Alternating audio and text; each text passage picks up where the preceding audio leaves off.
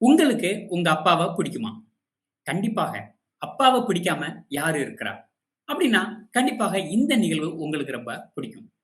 கடந்த 6 ஆண்டுகளாக ஒவ்வொரு ஆங்கில புத்தாண்டு தினத்திலும் கிட்டத்தட்ட 12 மணி நேர இடைவிடாது தொடர் தமிழ் நிகழ்வுகள நம்ம டைம் ஃபார் ஆல் சிங்கப்பூரை சேர்ந்த இந்த யூடியூப் சேனல் தொடர்ந்து நடத்திக் கொண்டே வருறாங்க. கடந்த ஆண்டு திருக்குறள் என்ற கருப்பொருளோடு தொடங்கியது. இந்த ஆண்டு அப்பா அப்படிங்கிற கருப்பொருள்ல இந்த ஆண்டு நாம இந்த தொடர் நிகழ்வுகள நடத்திட்டு இருக்கிறோம். அந்த வகையில இந்த நிகழ்வு என்ன அப்படின்னா, ஒவ்வொருத்தரும் தன்னுடைய அப்பாவ பத்தி சில நேரங்கள்ல சில செய்திகள, சில நிகழ்வுகள அப்பா கிட்ட நம்ம நேரடியாக பகிர்ந்துக்க முடியாது. அத இந்த காணொளி வாயிலாக ஒவ்வொருத்தரும் தன்னுடைய அப்பாவ பத்தி, தன்னுடைய ஹீரோவ பற்றி நெகிழ்வாகவும், உணர்வுபூர்வமாகவும், அதிரடியாகவும், கதாநாயகனாகவும் என்று பல்வேறு உணர்ச்சிகளாலும், பல்வேறு மாறுபட்ட உணர்வுகளாலும் பிரதிபலிக்கிறாங்க தன்னுடைய கருத்துகளாலும், நிகழ்வுகளாலும். வாங்க இந்த நிகழ்வுக்கு போலாம். ஒவ்வொருத்தரும் ரொம்ப அதிரடியாக, சூப்பராக அவங்களுடைய கருத்துக்கள சொல்லப் போறாங்க. அந்த வகையில இப்பொழுது நாம அழைக்க இருப்பது திரு சூர்யா அவர்கள். சூர்யா பத்தி சொல்லணும் அப்படின்னா, இவர் சிங்கப்பூர்ல பேச்சாளர் மன்றத்திற்கு ரொம்ப புதுமையானவர். அதே நேரத்துல தன்னுடைய கருத்துக்கள ரொம்ப ஆழமாக வெளிப்படுத்தக்கூடியவர். தன்னுடைய அப்பாவ பத்தி என்ன சொல்ல வராருன்னு பார்க்கலாமா? சமீபத்துல இவரு யூடி தமிழ் பேச்சாளர் மன்றத்துல உறுப்பினரா சேர்ந்திருக்கிறாரு. அதைத் தொடர்ந்து ஒவ்வொரு மேடைகள்லயும் தமிழைப் பற்றி ரொம்ப ஆழமாக பேசக்கூடியவர். வாங்க சூர்யா, இதோ. அனைவருக்கும் அன்பான வணக்கங்கள். இன்னைக்கு பேச போற இந்த தலைப்ப எண்ணி என்னோட மனசு புலங்காயுதம் அடையுது. இந்த தலைப்பு அப்பாவி. என்னோட அப்பாவ பத்தி நினைக்கும்போது, என்னோட இளமை காலத்துல நடந்த பலவிதமான மகிழ்ச்சியான எண்ணங்கள் அலை அலையா மோதி என்னை மகிழ்ச்சியில திக்குமுக்காட வைக்குது. என்னோட அப்பாவ பத்தி நினைக்கும் போதெல்லாம் ஒரு பால் மனம் தான் என்னோட நாசியில மணக்குது. அதுக்கு காரணம் நாங்க ஒரு தேநீர் கடை தான் வச்சிருந்தோம். அவரு தேநீர் ரெடி பண்ணி தர அந்த இடத்துல நின்றுருக்கிறதுனால எப்பயுமே அவர் மேல ஒரு பால் மனம் அடிச்சுக்கிட்டே இருக்கும். என்னோட பள்ளி பருவத்துல பள்ளி சென்று மிச்ச நேரங்கள்ல எங்களோட கடையில நான் நிப்பேன், எங்க அப்பாவுக்கு துணையா. அப்போ அவர் சொன்ன கதைகள், ஜோக்குகள் அத நினைச்சு நினைச்சு இப்பயும் சந்தோஷப்படுற அளவுல தான் அந்த எண்ணங்கள்லாம் எனக்கு தோணுது. எங்க அப்பா வந்து பத்திரிகைகளுக்கு துணுக்குகள், கவிதைகள், கட்டுரைகள் எழுதி அனுப்புற வழக்கம் உடையவர் தான். அதனால அந்த கதைகள், கவிதைகள எங்களோடையும் அவரு ஷேர் பண்ணிக்கிருவாரு. என்னோட, என் தங்கச்சியோட அம்மாவோட ஷேர் பண்ணிக்குவாரு. அப்படிப்பட்ட அந்த மகிழ்ச்சியான சூழ்நிலையில தான் என்னோட இளமை பருவங்கள் கழிஞ்சுச்சு. அன்னைக்கு ஒரு சின்ன வயசுல ஒரு ஒரு சம்பவம் நடந்துச்சு. என்னோட கடையில நான் நிக்கும்போது எப்பயும் ஆக்டிவா இருக்க மாட்டேன், அந்த சின்ன வயசுல. அப்ப ஒருத்தர் கடையில வந்துட்டு பேப்பர் கேட்டாரு. ஒரு சின்ன சின்ன துண்டுகளா பேப்பர கட் பண்ணி வச்சிருப்பாங்க. அங்க இருக்க வடைய எடுத்து சாப்பிடுறதுக்காக. நான் பேப்பர் கேட்டோனே பேப்பர மட்டும் எடுத்து குடுத்துட்டு, ஒரு ஓரமா நின்னு ஏதோ ஒரு சிந்தனை வயப்பட்டவனா நின்னுகிட்டு இருந்தேன். எங்க அப்பாவுக்கு அத பார்த்துட்டு கோவம் வந்துச்சு. ஆனா அந்த கோவத்தையும் அவர் அழகா வெளிப்படுத்தினாரு. அவரு கடைக்கு வந்த அந்த கஸ்டமர் எப்பயும் வரவர் தான். அவர் மேல எதுவும் கோவமா என்னான்னு தெரியல. எங்க அப்பா வந்து என்னைய திட்டுற மாரி சொன்னாரு. "ஏன்டா அவர் என்ன கழுதையா? பேப்பர் கேட்டா பேப்பர்ல இருந்து வடைய எடுத்து வச்சு குடுக்கணும்டா. வெறும் பேப்பர் மட்டும் எடுத்து நீட்டுற" அப்படிங்கிற மாரி சொன்னாரு. அந்த நேரத்துல அந்த கஸ்டமருமே சேர்ந்து சிரிச்சாரு எங்களோட. அது ஒரு நகைச்சுவையா இது ஒரு சின்ன ஒரு சம்பவம் தான். இது மாரி நெறைய சம்பவங்களால கட்டமைக்கப்பட்டது தான் என்னோட சிறு வயதான அந்த நினைவுகள்.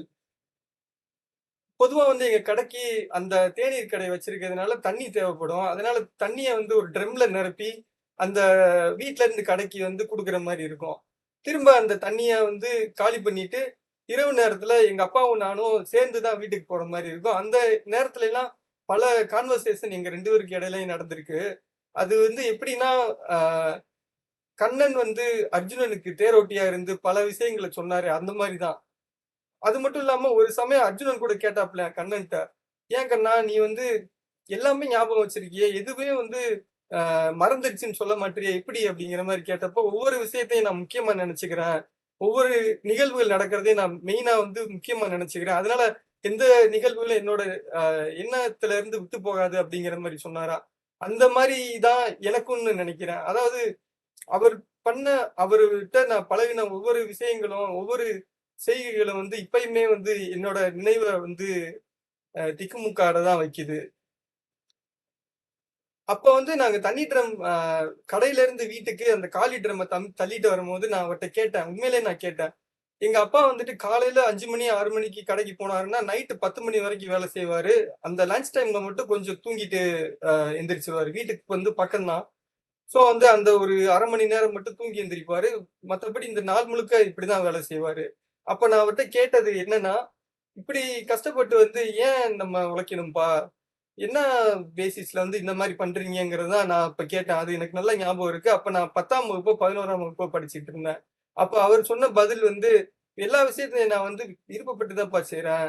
எல்லாத்தையுமே வந்துட்டு உங்களுக்காக பண்றேன்." அப்படிங்கிற மாரி சொன்னாரு. அந்த டயத்துல வந்து பாதி புரிஞ்சு, பாதி புரியாம தான் இருந்துச்சு. நான் வந்து புரிஞ்சுக்கிட்டேன்னு நான் இப்ப சொல்ல மாட்டேன். ஏதோ கொஞ்சம் புரிஞ்சுச்சுன்னு வச்சுக்கலாம். அவர் சொன்ன அந்த பதில். இதுக்கப்புறம் நான் காலேஜ்ல சேர்றப்ப, நான் என்னோட தராதரம் வந்து அப்ப எனக்கு தெரியும்.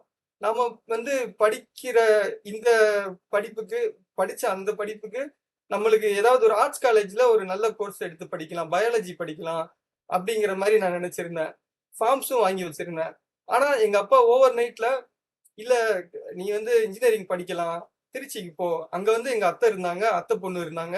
அவங்கட்ட போய் பேசு. அத்தை பையன்ட்ட போய் பேசு. அடுத்து என்ன பண்ணலான்னு நீயே யோசிச்சு ஒரு முடிவெடு." அப்படிங்கிற மாரி என்ட்ட வந்து முடிவு விட்டுட்டாரு. அந்த சூழ்நிலையில பொறியியலுக்கு சேர்ந்து படிச்சு ஓரளவு நல்ல நிலைக்கு வந்ததா நான் நினைக்கிறேன்.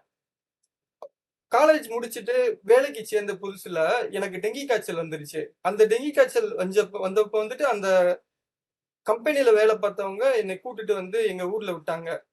மயக்கம் அடிக்கிற அந்த சூழ்நிலை கூட வந்துச்சு. எனக்கு டெங்கி காய்ச்சலால. அப்ப வரைக்கும் மயக்கம் போடாம இருந்துட்டு, அப்பாவ பார்த்துட்டு மயக்கம் போட்டேன். அந்த டயத்துல. என்னன்னா, எப்படியாவது நம்ம வீட்ல போய் பார்த்துறணும் ஆளுகள. அதுக்கப்புறம் அவங்க பார்த்துப்பாங்க அப்படிங்கிற எண்ணத்துல அந்த அந்த ஒரு சம்பவம் நடந்துச்சு. அந்த டெங்கி காய்ச்சல் நடக்கிறப்ப என்னைய தூக்கிட்டு எங்கெங்கேயோ ஓடுனாங்க. அப்ப வந்துட்டு அங்க இருக்க அந்த அ அரசாங்க ஆஸ்பத்திரியில வந்து என்னைய சேர்த்திருந்தாங்க அப்ப. அப்ப எங்க அம்மாவும், அப்பாவும் என்னைய பார்த்துக்கிட்டாங்க. அப்ப வந்துட்டு அங்க வந்து பெட் வசதியும் கொஞ்சம் கம்மியா தான் இருந்துச்சு. அந்த நேரத்துல தனியார் மருத்துவமனையில பார்க்க முடியாதுன்னு சொல்ட்டாங்க. எல்லா தனியார் மருத்துவமனையும் முடியாது. அரசு மருத்துவமனைக்கு கொண்டு போங்கன்னு சொல்ட்டாங்க. அரசு மருத்துவமனை வந்து பிரச்சனை இல்ல. அதுல அங்க கொஞ்சம் வசதிகள் கம்மியா இருக்கு. அந்த இடத்துலயும் எங்க அப்பா எனக்காக வந்து முழு நேரம் கண்ணு முழிச்சிருந்தாரு. அந்த தரையில வந்து படுத்திருந்தாரு. அந்த கட்டிலுக்கு கீழ படுத்திருந்தாரு. ஒரு இடம் இல்லாம. அவரு அப்ப என்ட்ட சொன்ன அந்த அறிவுரைகள், அந்த பாசம் வந்துட்டு அப்பதான் வந்து எனக்கு புரிஞ்சுச்சு. நம்ம அப்பா நம்ம மேல எவ்வளவு பாசம் வச்சிருக்காரு அப்படிங்கிறது. அதுவரைக்கும் எனக்கு உண்மையிலே புரியல. அந்த சூழ்நிலைக்கு அப்புறம் தான் முழுசாவே வந்து மாறுச்சு. என்னோட மனநிலை நான் பார்க்கிற விதங்கள்லாம் மாறுச்சு. கஷ்டமே படக்கூடாதுன்னு வளர்த்தாரு தான் எங்க அப்பா என்னைய. எல்லா 90ஸ் கிட்ஸையும் அவங்க அம்மா, அப்பா வளர்க்கிற அந்த மெத்தட்ல தான் வளர்த்தாங்க. எது எப்படியோ, நம்ம எப்படியோ நம்ம கஷ்டம் அறியாம வளர்ந்தாலும் 30, 40 வயசுகள்ல வாழ்க்கைய எதிர்கொள்ளும்போது நம்ம தெரிஞ்சு தான ஆகணும். என்னோட பையன நான் அடிக்கிறப்ப, என்னோட தந்தைய வந்து நான் உணர்றேன். எங்க அப்பாட்ட நான் அடி வாங்குன மாரி எனக்கு ஞாபகமே இல்ல. ஆனா, என்னால வந்து பொறுமையா இருக்க முடியல, என்னோட குழந்தைகள அடிக்கும்போது. அப்பதான் என்னோட தந்தையோட பொறுமைய வந்துட்டு நான் உணர்றேன். ஏன் நம்மளால நம்ம அப்பா மாரி இருக்க முடியல? அப்படிங்கிற மாரி. குதிரை மேல உட்கார்ந்து அதோட பிஞ்சு பாதத்தினால குதிரைய உந்தி தள்ளி, குதிரை சவாரி மேற்கொண்ட நான் வந்துட்டு அப்ப சந்தோஷமும், இனிமையுமா தான் இருந்தேன். இன்னைக்கு நானே குதிரையா மாறப்ப தான், குதிரையோட பொறுப்பு, வலியும் புரியுது. அதுதான் இதுதான் எங்க அப்பாவ பத்தி நான் சொல்ல வந்தது. வாய்ப்பளித்ததுக்கு நன்றி, வணக்கம். நன்றி சூர்யா. உங்களுடைய கருத்து ரொம்ப ஆழமாகவும், நெகிழ்வாகவும் இருந்தது. உங்களுடைய அப்பாவ பத்தி நீங்க பேசிய விதம் ரொம்ப அருமை. நன்றி சூர்யா. அதைத் தொடர்ந்து இப்பொழுது நாம அழைக்க இருப்பது திருவாட்டி பிரேமா மகாலிங்கம் அவர்கள். இவரைப் பற்றி சொல்லணும்னா, ஒரு சிறந்த எழுத்தாளர். நெறைய புத்தகங்கள எழுதியிருக்கிறாங்க. சிங்கப்பூர் தமிழ் எழுத்தாளர் கழகத்துல இருக்கிறாங்க. அதே நேரத்துல ஒரு பிசினஸ் மேக்னட்ன்னு கூட சொல்லலாம். இவ்வளவு திறமைக்கு சொந்தக்காரராகிய திருவாட்டி பிரேமா மகாலிங்கம் அவர்களை இப்பொழுது அவருடைய அப்பாவ பத்தி என்ன சொல்ல வராங்கன்னு பார்க்கலாமா? வாங்க. அனைவருக்கும் வணக்கம். நான் பிரேமா மகாலிங்கம். உங்கள் அனைவருக்கும் எனது இனிய ஆங்கில புத்தாண்டு வாழ்த்துக்கள். டைம் ஃபார் ஆல் குழுவின் இன்றைய நிகழ்ச்சி ஒருங்கிணைப்புக்கு சிறப்பாக நிகழ்ச்சிகள் நடந்து கொண்டிருக்கின்றன. அதற்கு எனது மனமார்ந்த பாராட்டுகளும் வாழ்த்துக்களும் குழுவினருக்கு. தந்தையர் தின தந்தையரை நினைவு கூறும் நாளாக இன்றைய நாள் அமைந்திருக்கிறது. பலரும் உங்கள் தந்தையை பற்றி நிறைய கவிதை சொல்கிறீர்கள், நிறைய நிறைய நிறைய விஷயங்கள் சொல்லி கொண்டிருக்கிறீர்கள். நான் என் தந்தையை பற்றி என்ன சொல்லணும் அப்படின்னு யோசிக்க போது உண்மையிலேயே வந்து நிறைய விஷயங்கள் இல்லை. ஏன்னா வந்து என்னோட தந்தை நான் இளம் வயதாக இருக்க போதே தவறிட்டார். தந்தை அப்படின்னு சொல்லப்போது ஒரு சில விஷயங்கள் தான் எனக்கு வந்து இன்னும் நினைவில் இருக்கிறது. அம்மாவை பற்றி பேச சொன்னீங்கன்னா மணிக்கணக்காக பேசுவேன். ஏன்னா நான் நிறைய வாழ்ந்த நாட்கள் எல்லாமே அம்மாவுடன் வாழ்ந்த நாட்கள் தான். தந்தையோட வந்து ஒரு சில நினைவுகள் தான் இருக்குது. குறிப்பாக ஒரு நாள் வந்து அப்பா எனக்கு ஒரு புது ட்ரெஸ் வாங்கி கொடுத்தாரு. இன்னமும் ஞாபகத்தில் இருக்குது. அது வந்து ஒரு ரெட் கலர் ட்ரெஸ், சைனீஸ் சொங்ஸாம் மாதிரி இருக்கும். பேண்ட்ஸும் சட்டையும் இருக்கும். ரெட் கலரில் பூ பூ போட்டிருக்கோம். வாங்கி கொடுத்தாரு. என்னப்பா புது சட்டை அப்படின்னு சொல்லி ரொம்ப ஆவலோடு கேட்கும்போது, இன்றைக்கி உன்னோட பிறந்த நாள்மா போட்டுக்கோன்னு சொன்னார். ஸோ நான் அந்த சட்டையை போட்டுட்டு வரப்போது அதே நேரம் எங்கள் அக்கா வந்து அவங்களும் அதே மாதிரி ஒரு சட்டையை போட்டிருந்தாங்க. அப்போ அக்காகிட்ட சொன்னேன், இல்லை இது இன்றைக்கி என்னோடய பிறந்த நாள், எனக்கு தான் அப்பா புது சட்டை வாங்கி கொடுத்துருக்காரு அப்படின்னு. அக்கா சொன்னாங்க, இல்லை இல்லை எனக்கும் இன்றைக்கி பிறந்த நாள், அதான் அப்பா எனக்கும் வாங்கி கொடுத்துருக்காங்கன்னு. ஸோ எங்கள் 2 பேருக்கும் ஒரு சின்ன வாக்குவாதம். அவங்க ஒன்றும் சொல்லலை, எனக்கு தான் ரொம்ப கோபம் வந்துச்சு, எப்படி அக்காவுக்கும் புது சட்டை அப்படின்னு சொல்லிட்டு அப்பாட்ட போய் கேட்டேன். அப்பா சொன்னார், இல்லைம்மா உங்கள் 2 பேருக்குமே இன்றைக்கி தான் பிறந்த நாள் அப்படின்னு. அந்த சின்ன வயசில் எனக்கு அது சரியாக புரியல, எப்படி 2 பேரும் ஒரே நாள் பிறந்தோம் அப்படின்னு. ஆனால் அப்புறம் நான் வளர்ந்த பிறகு தான் புரிஞ்சிச்சு, நாங்கள் 2 பேரும் ஒரே மாதம் ஒரே நாள், ஆனால் 2 வருட இடைவெளியில் பிறந்திருக்கோம் அப்படின்னு. ஸோ அது புரிய கொஞ்சம் டைம் எடுத்துச்சு. ஆனால் அந்த இன்சிடென்ட் வந்து நல்லா ஞாபகத்தில் இருக்குது. அக்காவோட நான் விவாதம் செஞ்சது, சட்டையை பற்றி பேசுனதெல்லாம் இருக்குது. அப்புறம் வந்து அப்பா வந்து நல்லா சமைப்பார். ஐயோ அவர் சாம்பார் வச்சார்னா எல்லாம் அந்த இடம் முழுக்க அப்படியே அந்த சாம்பாரோட மனம் வந்து மணக்கும். அந்த அளவுக்கு அவ்வளோ சுவையாக அவர் சமைப்பார். அந்த சாம்பார் சாப்பிட்டது இன்னும் நினைவில் இருக்குது. அப்பாவுடன் சேர்ந்து அவர் சமைச்ச அந்த சாம்பார், அது ஒரு 2 நாள் 3 நாள் ஆனால் கூட அந்த சாம்பார் அப்படி இருக்கும். அந்த அளவுக்கு ஒரு கைப்பக்குவத்தோடு அவர் சமைப்பார். அது நினைவில் இருக்குது. அப்பாவுக்கு வந்து கடலை, அதாவது கச்சான்னு சொல்லுவோம் இல்லையா, பீனட்ஸு, அது சாப்பிட ரொம்ப ஆசை. அவர் வேலை முடிஞ்சு வந்தோடனே ஒரு பேக்கெட் பீனட்ஸ் வாங்கி வந்துட்டு அதை உட்காந்து அவர் சாப்பிட்டுட்டு இருப்பார். டிவி பார்த்துக்கிட்டு சாப்பிடுவார். அந்த மாதிரி ஒரு சில விஷயங்கள் வந்து இன்னும் நினைவில் இருக்குது.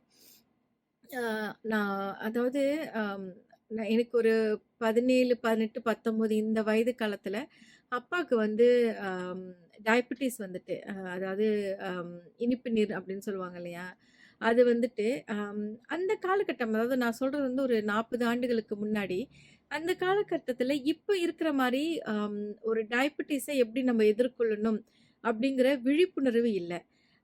அதாவது சாப்பாடு, உணவு கட்டுப்பாடு எப்படி இருக்கணும், அந்த மருந்தெல்லாம் சரியான நேரத்தில் சாப்பிடணும், சுகர் லெவலை வந்து நம்ம மானிட்டர் பண்ணணும் அப்படின்லாம் அந்த காலத்தில் நமக்கு சொல்லி தரதுக்கு யாருமே இல்லை. அதனால் அப்பாவுக்கு சுகர் இருக்குது அப்படிங்கிறப்ப அந்த மருந்து மாத்திரை கூட அவர் ஒழுங்காக எடுத்துக்கல. அதனால் அந்த சுகர் வந்து ரொம்ப ஹாயாக அது போய்கிட்டே இருந்துச்சு. சில நேரம் அவருக்கு வந்து அந்த சுகர் ஹாயாக இருக்கிறனால அவர் வந்து ஒரு மாதிரி அப்படியே சோர்வாக ஆயிடுவார், தூங்கிட்டே இருக்கணும்னு சொல்லுவார். அந்த மாதிரிலாம் இருந்துச்சு. ஆனால் எங்களுக்கு சரியாக புரியல, ஏன் அவர் வந்து அப்படி இருக்கிறாரு அப்படின்னு.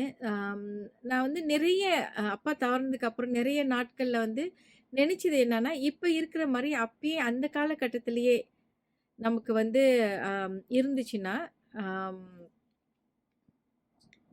அந்த காலகட்டத்திலேயே நமக்கு விழிப்புணர்வு இருந்ததுச்சுன்னா, அப்பாவோட சுகர் கண்ட்ரோலை வந்து இன்னும் நல்லா மானிட்டர் பண்ணி, ஒருவேளை அவரோட ஆயுளை நீட்டித்து இருக்கலாமோ அப்படின்னு நான் யோசிச்சுருந்துருக்கேன். ஸோ அப்ப ஆனா இந்த சின்ன வயசுலயும், அந்த காலகட்டத்திலயும் நெறைய விஷயங்கள் நமக்கு தெரியல. எப்படி உணவ கட்டுப்பாடோட வச்சுக்கிறது. ஆ அதாவது சுகர் பேஷண்ட்னா என்ன மாரி உணவுகள் அவங்க சாப்பிடலாம் அப்படின்லாம் தெரியல நமக்கு அந்த காலகட்டத்தில. ஆ ஸோ அப்பா இறந்தப்ப அவருக்கு டயபெட்டிஸ்னால தான் அவர் இறந்தாரு. அந்த இறந்த நாள் கூட எனக்கு நல்ல ஞாபகத்துல இருக்கு. அன்னைக்கு வந்து அப்ப எனக்கு வயசு 19. நான் அப்பதான் வந்து முதல் முதலா வந்து மீடியாகார்ப்ல வந்து வேலைக்கு சேர்ந்திருந்தேன். ஸோ அப்ப வந்து அன்னைக்கு நெறைய வேலை இருந்துச்சு. நான் வந்து ஒரு 7 மணி வரைக்கும் என்னோட வேலைய செஞ்சுகிட்டே இருந்தேன். தொடர்ந்து செஞ்சுகிட்டே இருந்தேன். அப்ப என்ன ஆச்சுன்னா, ம் அந்த நாள் இன்னமும் நல்லாவே எனக்கு நினைவில் இருக்கு. ஆக்சுவலி என்னன்னா, ஆம் ஒரு மணி ஒரு 7 சொச்சம் இருக்கும். நான் ஆஃபீஸ்ல தான் என்னோட கணினில முன்னாடி உட்காந்து வேலை செஞ்சுக்கிட்டே இருந்தேன். திடீர்னு பார்த்தா விளக்குகள்லாம் அணைஞ்சுட்டு. ஆ அப்போ வந்து அந்த பில்டிங் வந்து வந்து ஒரு பழைய பில்டிங். எனக்கு வந்து உடனே ஒரு அமானுஷ்ய இது மாதிரி ஒரு பயம் வந்துச்சு. அச்சச்சோ! எப்படிடா திடீர்னு லைட் எல்லாம் போயிட்டே அப்படின்னு சொல்லிட்டு. ஏன்னா 7 மணி நெறைய பேர் ஆஃபீஸ்ல அலுவலகத்தில இல்ல. ஸோ நான் வந்து ஒரு முக்கியமான வேலைய முடிக்கணும் அப்படிங்கிறதுக்காக தான் உட்காந்துருந்தேன். ஆ ஸோ அதனால ஒரு பயம் வந்துச்சு. அப்புறம் உடனே கணினியெல்லாம் அடைச்சுட்டு நான் அங்கேருந்து கிளம்பிட்டேன். ஆ அந்த நேரம் வந்து ஒரு காலும் வந்துச்சு அக்காட்ட இருந்து. தட் அப்பா வந்து இறந்துட்டாங்க அப்படின்னு சொல்லி. ஸோ அது வந்து எனக்கு ரொம்ப மனசுக்கு ஒரு அதாவது அந்த விளக்கு அணைஞ்ச அந்த நேரம் தான், அப்பா வந்து இறந்த நேரமும் அந்த பார்த்தா அது கிட்டத்தட்ட ஒரே நேரமா தான் இருந்துச்சு. ஸோ சில நேரம் நமக்கு தெரியும் இல்லையா? எப்படி வந்து ஒரு ஆ நம்மையும் மீறி ஒரு சக்தி வந்து எப்படி நம்மகிட்ட ஒரு விஷயத்த சொல்லுது அப்படிங்கிறத வந்து அந்த நாள்ல நான் உணர்ந்தேன். அப்படியான ஒரு அனுபவம் வந்துச்சு. அது வந்து கார்த்திகை மாதம், கார்த்திகை பெரிய கார்த்திகையோட அடுத்த நாள் தான் அப்பா இறந்த நாளு. அ ஸோ அவரோட அ அதாவது எல்லார் வீட்டிலயும் கார்த்திகை தீபம் வந்து எரிஞ்சுகிட்டு இருந்துச்சு. அன்னைக்கு தான் அப்பா இறந்தாரு. ஸோ அந்த அந்த இறப்பு வந்து இன்னமும் எனக்கு நினைவுல இருக்கு. அதுல ரொம்ப சேட்டான விஷயம் என்னன்னா, அப்பா இறந்தப்ப எனக்கு வந்து சின்ன வயசு அப்படிங்கிறதுனால, அவரு இறந்தது கூட எனக்கு புரியல, தெரியல. அந்த இறப்புல கூட அவ்வளவா நான் அழுவல. ஸோ எங்களோட சொந்தக்காரங்கலாம் கூட போயிட்டு, "அந்த பிள்ள அழுவலையே" அப்படிலாம் சொல்லி பார்த்தாங்க. அப்படிலாம் சொன்னாங்க. கவனிச்சாங்க. ஆனா இப்ப அத பத்தி நினைக்கும்போது, அந்த வயசுல அப்ப இருந்த அந்த அனுபவத்துல, அந்த அப்பா இறந்தது கூட தெரியலையே அப்படின்னு சொல்லி, இப்ப நான் நெனச்சேன். எனக்கு அப்படி ஒரு வருத்தம் இருக்கு. ஆனா என்னன்னா, அ அப்பாக்கு வந்து அ நான் வந்து அ தமிழ்ல இவ்வளவு அ ஆழமா நான் நெறைய விஷயங்கள் செய்வேன் அப்படிங்கிறது அந்த காலகட்டத்தில தெரியாம இருந்தது.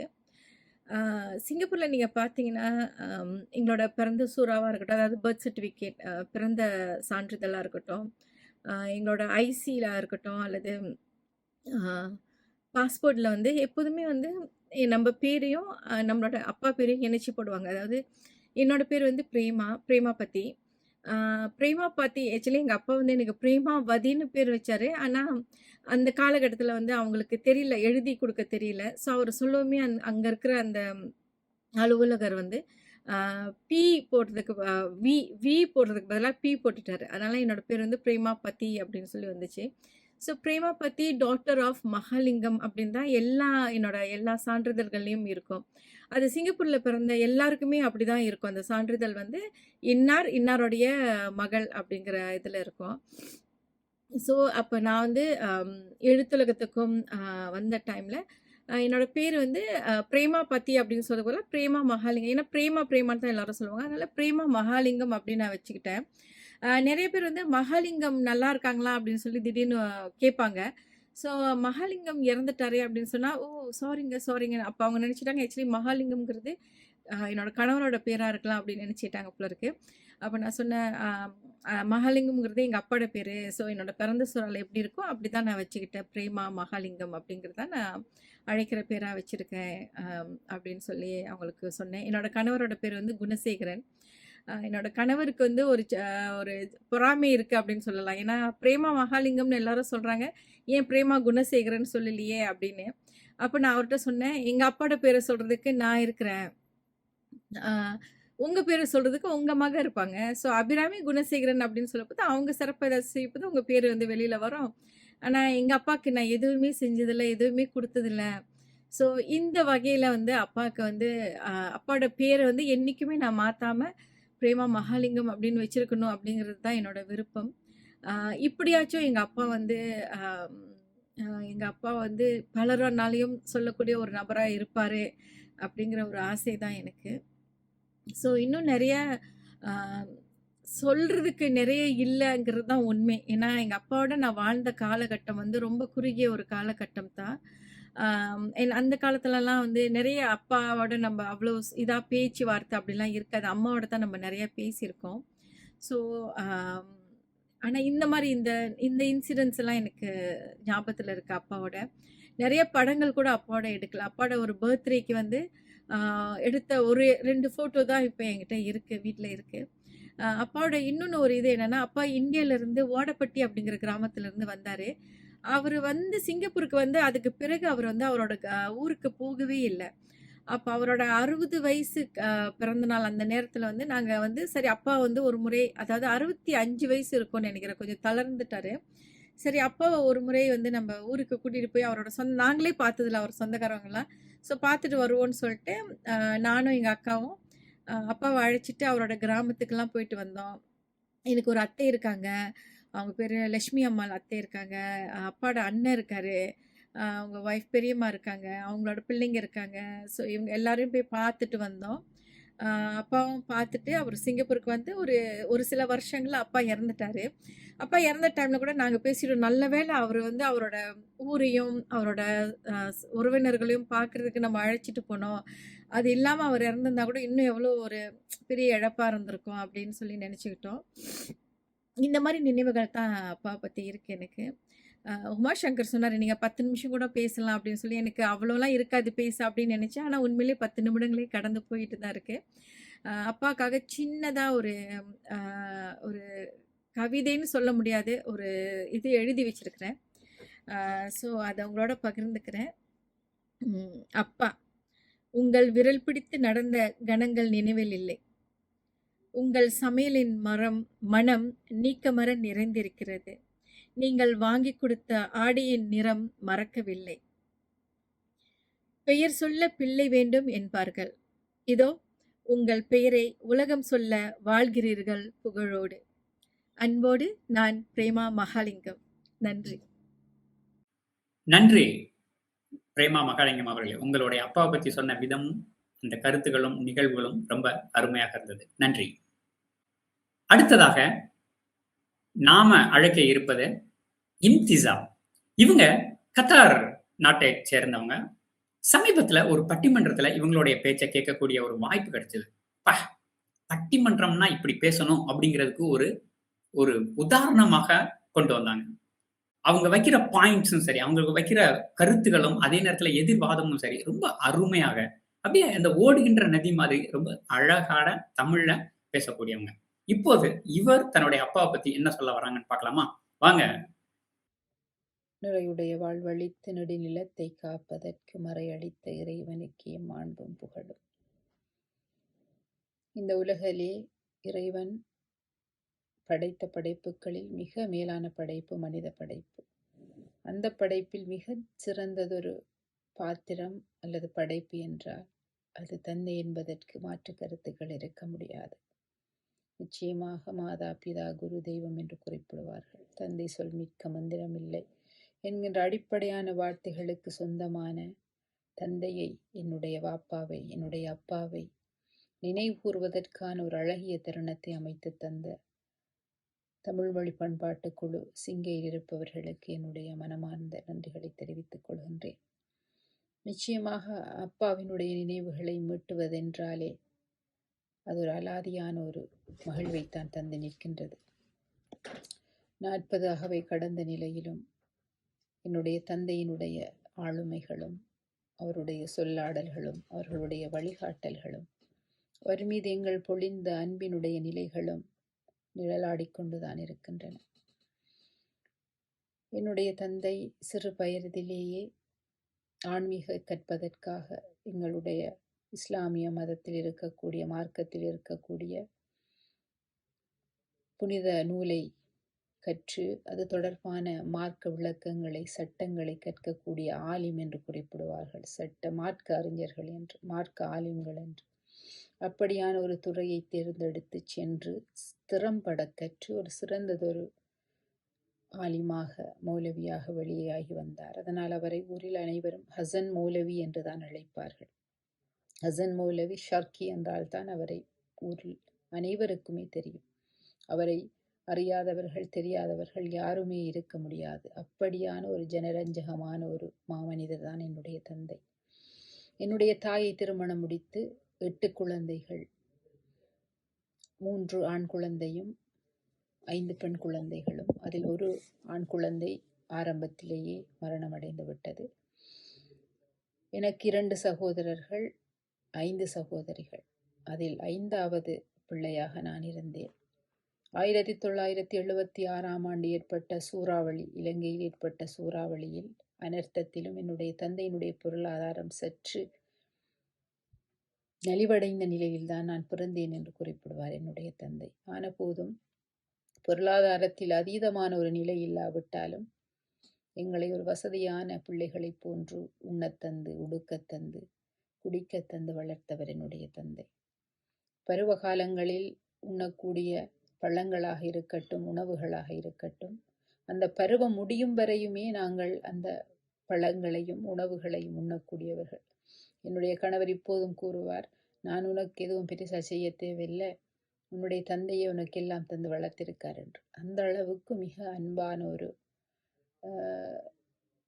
தகப்பன், ஒரு தந்தை என்று தான் கூற வேண்டும். அவருடைய வழிகாட்டல்கள் எப்போதுமே ஒரு நிலையை, ஒரு முடிவை, ஒரு தனித்தியங்கக்கூடிய தன்மையை, ஆற்றலை பெற்று தந்ததில் என்னுடைய தந்தைக்கு மிகுந்த ஒரு பங்கு இருக்கின்றது என்று கூற வேண்டும்.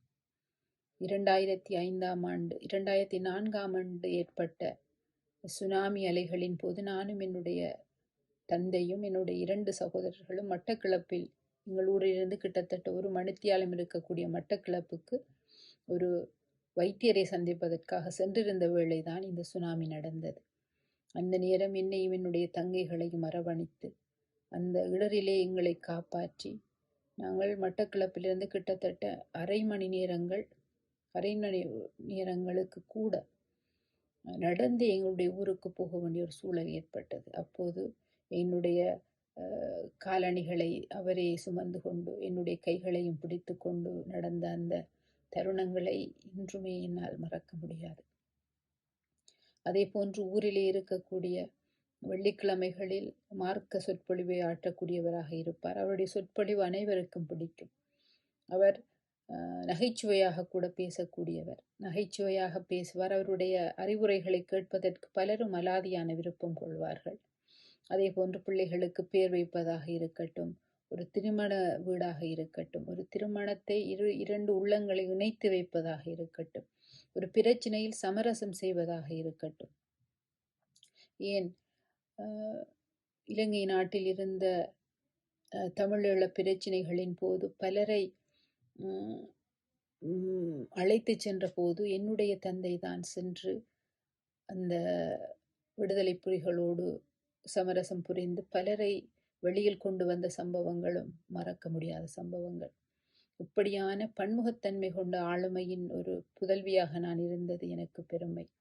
அதே சந்தர்ப்பத்தில் என்னுடைய தந்தை என்னை 5 வயதிலேயே மேடையேற்றி பேச வைத்தவர். இந்த மொழியாற்றலுக்கும் சொல்லாடலுக்கும் அவர்தான் மிகவுமே பாத்திரமுடையவர் என்று கூற வேண்டும். அப்படி எங்களை வளர்த்து ஆளாக்கி 2005ஆம் ஆண்டு 6ஆம் மாதம் அவர் இறையடி சேர்ந்து விட்டார். திடீரென ஏற்பட்ட ஒரு நோயின் காரணமாக. இருந்த போதும் எங்களுடைய ஆளுமைக்கும் எங்களுடைய இந்த செயற்பாடுகளுக்கும் என்னுடைய தந்தையினுடைய பங்கு மிக அளப்பரியது. அவருக்கு எல்லாம் வல்ல இறைவன் மேலான சொர்க்கத்தை வழங்க வேண்டும் என்று கூறி என்னை தன்னுடைய தந்தையை ஞாபகப்படுத்தி இந்த தருணத்தை நெகிழ்ந்து விடைபெறுகிறேன். நன்றி, வந்தனங்கள். நன்றி இம்தியாஸ். ரொம்ப அருமையான கருத்துக்களோட, நிகழ்வுகளோட அப்பாவை பத்தி பேசிய விதம் ரொம்ப சிறப்பு. நன்றி.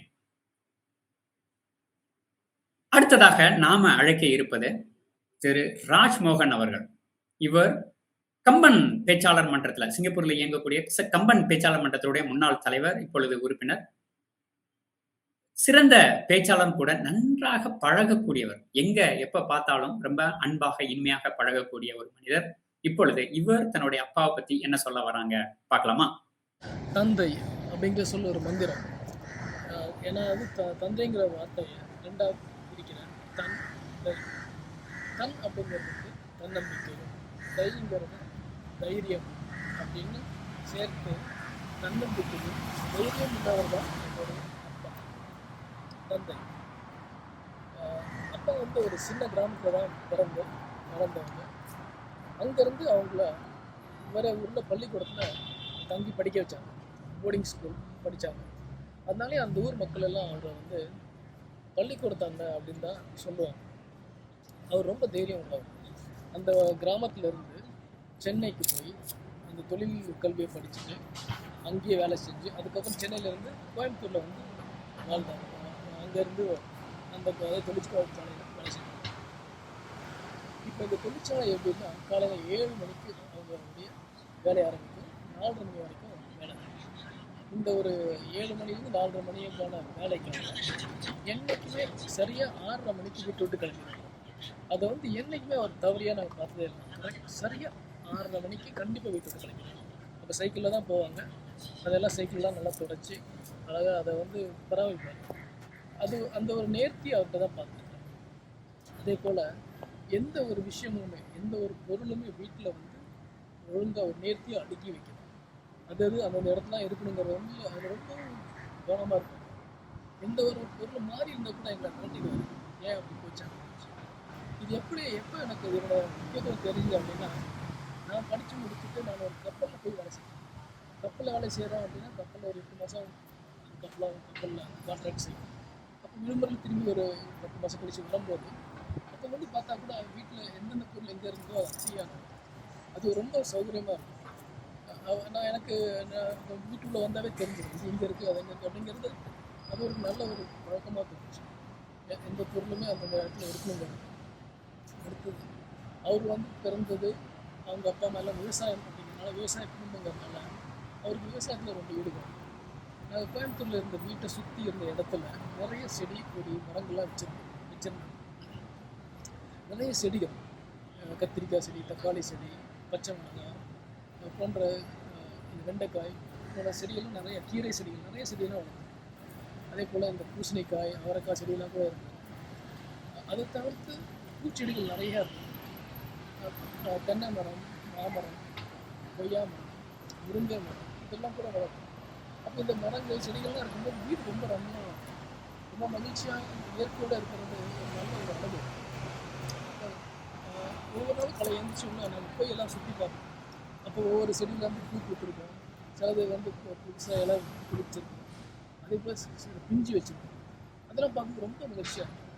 அதே நேரத்தில் இந்த வெப்ப காலத்தில் ஏப்ரல் மே மாதத்தில் இந்த செடிகள் வெயிலில் வந்து வாடும். அப்போ அப்பா காலையில் வேலைக்கு போயிட்டு சாயந்தரம் 5 மணிக்கு வந்து பார்க்கும்போது அதோடைய வாடி போயிருக்க செடியை பார்த்து ரொம்ப வருத்தப்படுவோம். இந்த வள்ளலார் சொன்ன மாதிரியான வாடிய பயிர்களை கண்டபோது தான் தானும் வாடினேன்னு சொன்னாங்க. அதுபோல் இவங்க வருத்தத்தோடு சொல்லுவாங்க, இப்படி வாடிடுச்சு, இதெல்லாம் தண்ணி தெளித்து. அப்போ அந்த ஒரு உணர்ச்சி நாங்களும் பகிர்ந்து பழகிட்டோம். வாடிய பயிரை பார்க்கும்போது ஒரு உண்மையிலே எனக்குலாம் வருத்தம் ஏற்பட்டுச்சு. அதுக்கு இல்லை எப்படி மாறி வந்து தேர் கொடுத்த மாதிரி அப்படி எதாவது செய்யணுங்கிற ஒரு உணர்ச்சியோட. அடுத்ததான் அப்பா வந்து ரொம்பவும் கண்டிப்பானவர். கடன் வாங்கவே மாட்டார். கடன் விஷயத்தில் அவரோட கொள்கை வந்து கடன் கிடையாது, கடன் வாங்கவும் கூடாது அப்படிங்கிறது ரொம்பவும் கண்டிப்பாக இருக்கும். எங்களுக்கு சில விஷயங்கள்லாம் சின்ன பசங்க வந்து ஆசைப்பட்டதெல்லாம் வாங்கி கொடுத்துருக்கலாம், கடன் வாங்கி தான் பண்ண செஞ்சுருக்கலாம். ஆனால் அது செஞ்சதே கிடையாது. ஆக நாங்கள் அதை சகிச்சுட்டு தான் இருந்துட்டோம். ஆனால் இதனுடைய அருமை எனக்கு எப்போ தெரிஞ்சதுன்னா, நான் படித்து முடித்து ஒரு வேலைக்கு போன பிறகு அப்போ நண்பர்கள் சொல்லியிருக்காங்க, 4 வருஷம் 5 வருஷம் கழிச்ச நண்பர் ஒரு நண்பர்கள் பேசும்போது சொல்லியிருக்காங்க, இன்றைக்கி என்னுடைய வீட்டு கடன் எல்லாத்தையும் நான் முடிச்சுட்டேன், கழித்து விட்டேன். அவங்களுடைய அப்பாக்கள் ஒரு அவங்களோட படிப்பு செலவுக்கு இல்லை ஒரு கல்யாணத்துக்காக இதுக்காக வாங்கின செலவு அந்த சுமை இவங்க மேலே இருந்திருக்கும். அவங்க கஷ்டப்பட்டு அதை வந்து தீர்த்துருக்காங்க. அந்த மாதிரி ஒரு கடன் சுமை எனக்கு இருந்ததே இல்லை. அது ஒரு பெரிய ஒரு நிம்மதி. நம்ம அதனால் கடன் வந்து வாங்கக்கூடாது, கடன் கொடுக்க இருந்தது அது அவருடைய கொள்கையாக இருக்கும். அடுத்ததாக நான் நான் ஒரு 9வது படிக்கும்போது எனக்கு அம்மை ஏற்பட்டது. அது அந்த அம்மை ஒரு வாரம் எல்லாம் அம்மை இருந்து வடிந்த பிறகு சரியாயிருச்சு அப்படின்னு நினச்சி நான் ஒரு நாள் தேறி ஓரளவுக்கு இருக்கும்போது பார்த்தா திரும்பியும் அம்மா போயிடுச்சு செகண்ட் டைம். அப்போ 2வது தடவை அம்மா வந்த பிறகு அது இன்னும் சீரியஸ் சொல்லுவாங்க. அதனால எனக்கு என்னாச்சுன்னா நிமோனியாங்கிற ஒரு அசௌகரியம் வந்துச்சு. உடல்நிலை எல்லா இது எல்லாமே மூட்டுகள் எல்லாமே கையில் மூட்டு விரல் மூட்டு எல்லாமே வலிக்கும், முழங்கால். அதனால் என்ன ஆகும், என்னால் கை காலம் விரிக்க முடியாது. விரித்தேன் அப்படின்னா மடக்க முடியாது. காலை விரிச்சிட்டோன்னா ரொம்ப கஷ்டமாக மடக்கணும், கையை மடக்கணும், அப்படி இருக்கும்.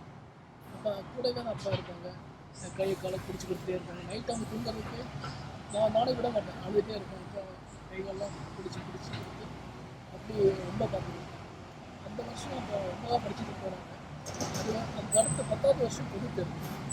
அப்போ ஊர்லெல்லாம் எப்படின்னா பொது தேர்வுக்கு போகணும்னா இந்திய வருஷம் 9வது வருஷத்துக்கு உள்ளாண்டு தேர்வு வந்து ரொம்பவும் சரியாக வந்து அதை மதிப்பெண் போட்டு பார்ப்பாங்க.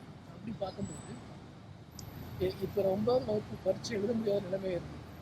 அப்பா வந்து அதுக்கப்புறம் பள்ளிக்கு சென்று தலைமாசிரியர் பார்த்து மனு கொடுத்து அவர் மூலயமா மாவட்ட கல்வி அலுவலகத்துக்கெல்லாம் சென்று இந்த நிலையை விளக்கி எனக்கு பரீட்சை எழுதாமையே 10வது வகுப்பு ப்ரொமோஷன் வாங்கியிருக்கேன். என்னுடைய காலாண்டு தேர்வு மதிப்பெண்கள், அரையாண்டு தேர்வு மதிப்பெண், நான் பள்ளிக்கூடத்தில் நடந்துக்கிறேன்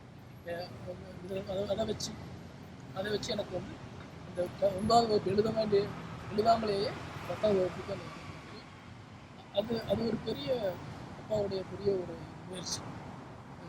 வள்ளுவர் சொன்னது போல தந்தை மகற்காற்றும் நன்றி அவையத்து முந்திருப்புச்சு. அதுபோல் அவரை அந்த ஒரு நல்ல விஷயம் செஞ்சாங்க. அடுத்ததாக அப்பா வந்து உறவு முறைகளுக்கு ரொம்ப முக்கியத்துவம். அவருடைய அண்ணன், எங்கள் பெரியப்பா, சித்தப்பா, அத்தைகள், அவங்க எல்லாரையுமே ரொம்ப சரியாக கவனிச்சுக்குவாங்க. அவங்களுக்கு வேண்டிய முறைகளை செய்வாங்க. இந்த பொங்கல், தீபாவளி வருதுன்னா அதற்கான சீர்வரிசைகள் செய்வதில் ரொம்ப குறிப்பாக சரியான நேரத்தை செஞ்சிடணுங்கிறதுல கவனமாக இருப்பாங்க. எனக்கு இன்னொரு ஞாபகம் இருக்குது. ஊரில் ஏதோ ஒரு கல்யாண ஏற்பாடு நடந்துகிட்ருக்கு. அப்போ அப்பா சொல்கிறாங்க, கொண்டாங்க கொடுத்தாலாம் வந்தோன்னே இது அப்பா என்ன நடப்பான், அப்படி மாற்றுவி இப்படி மாற்றுவி அப்படின்னு சொல்லுவாங்க.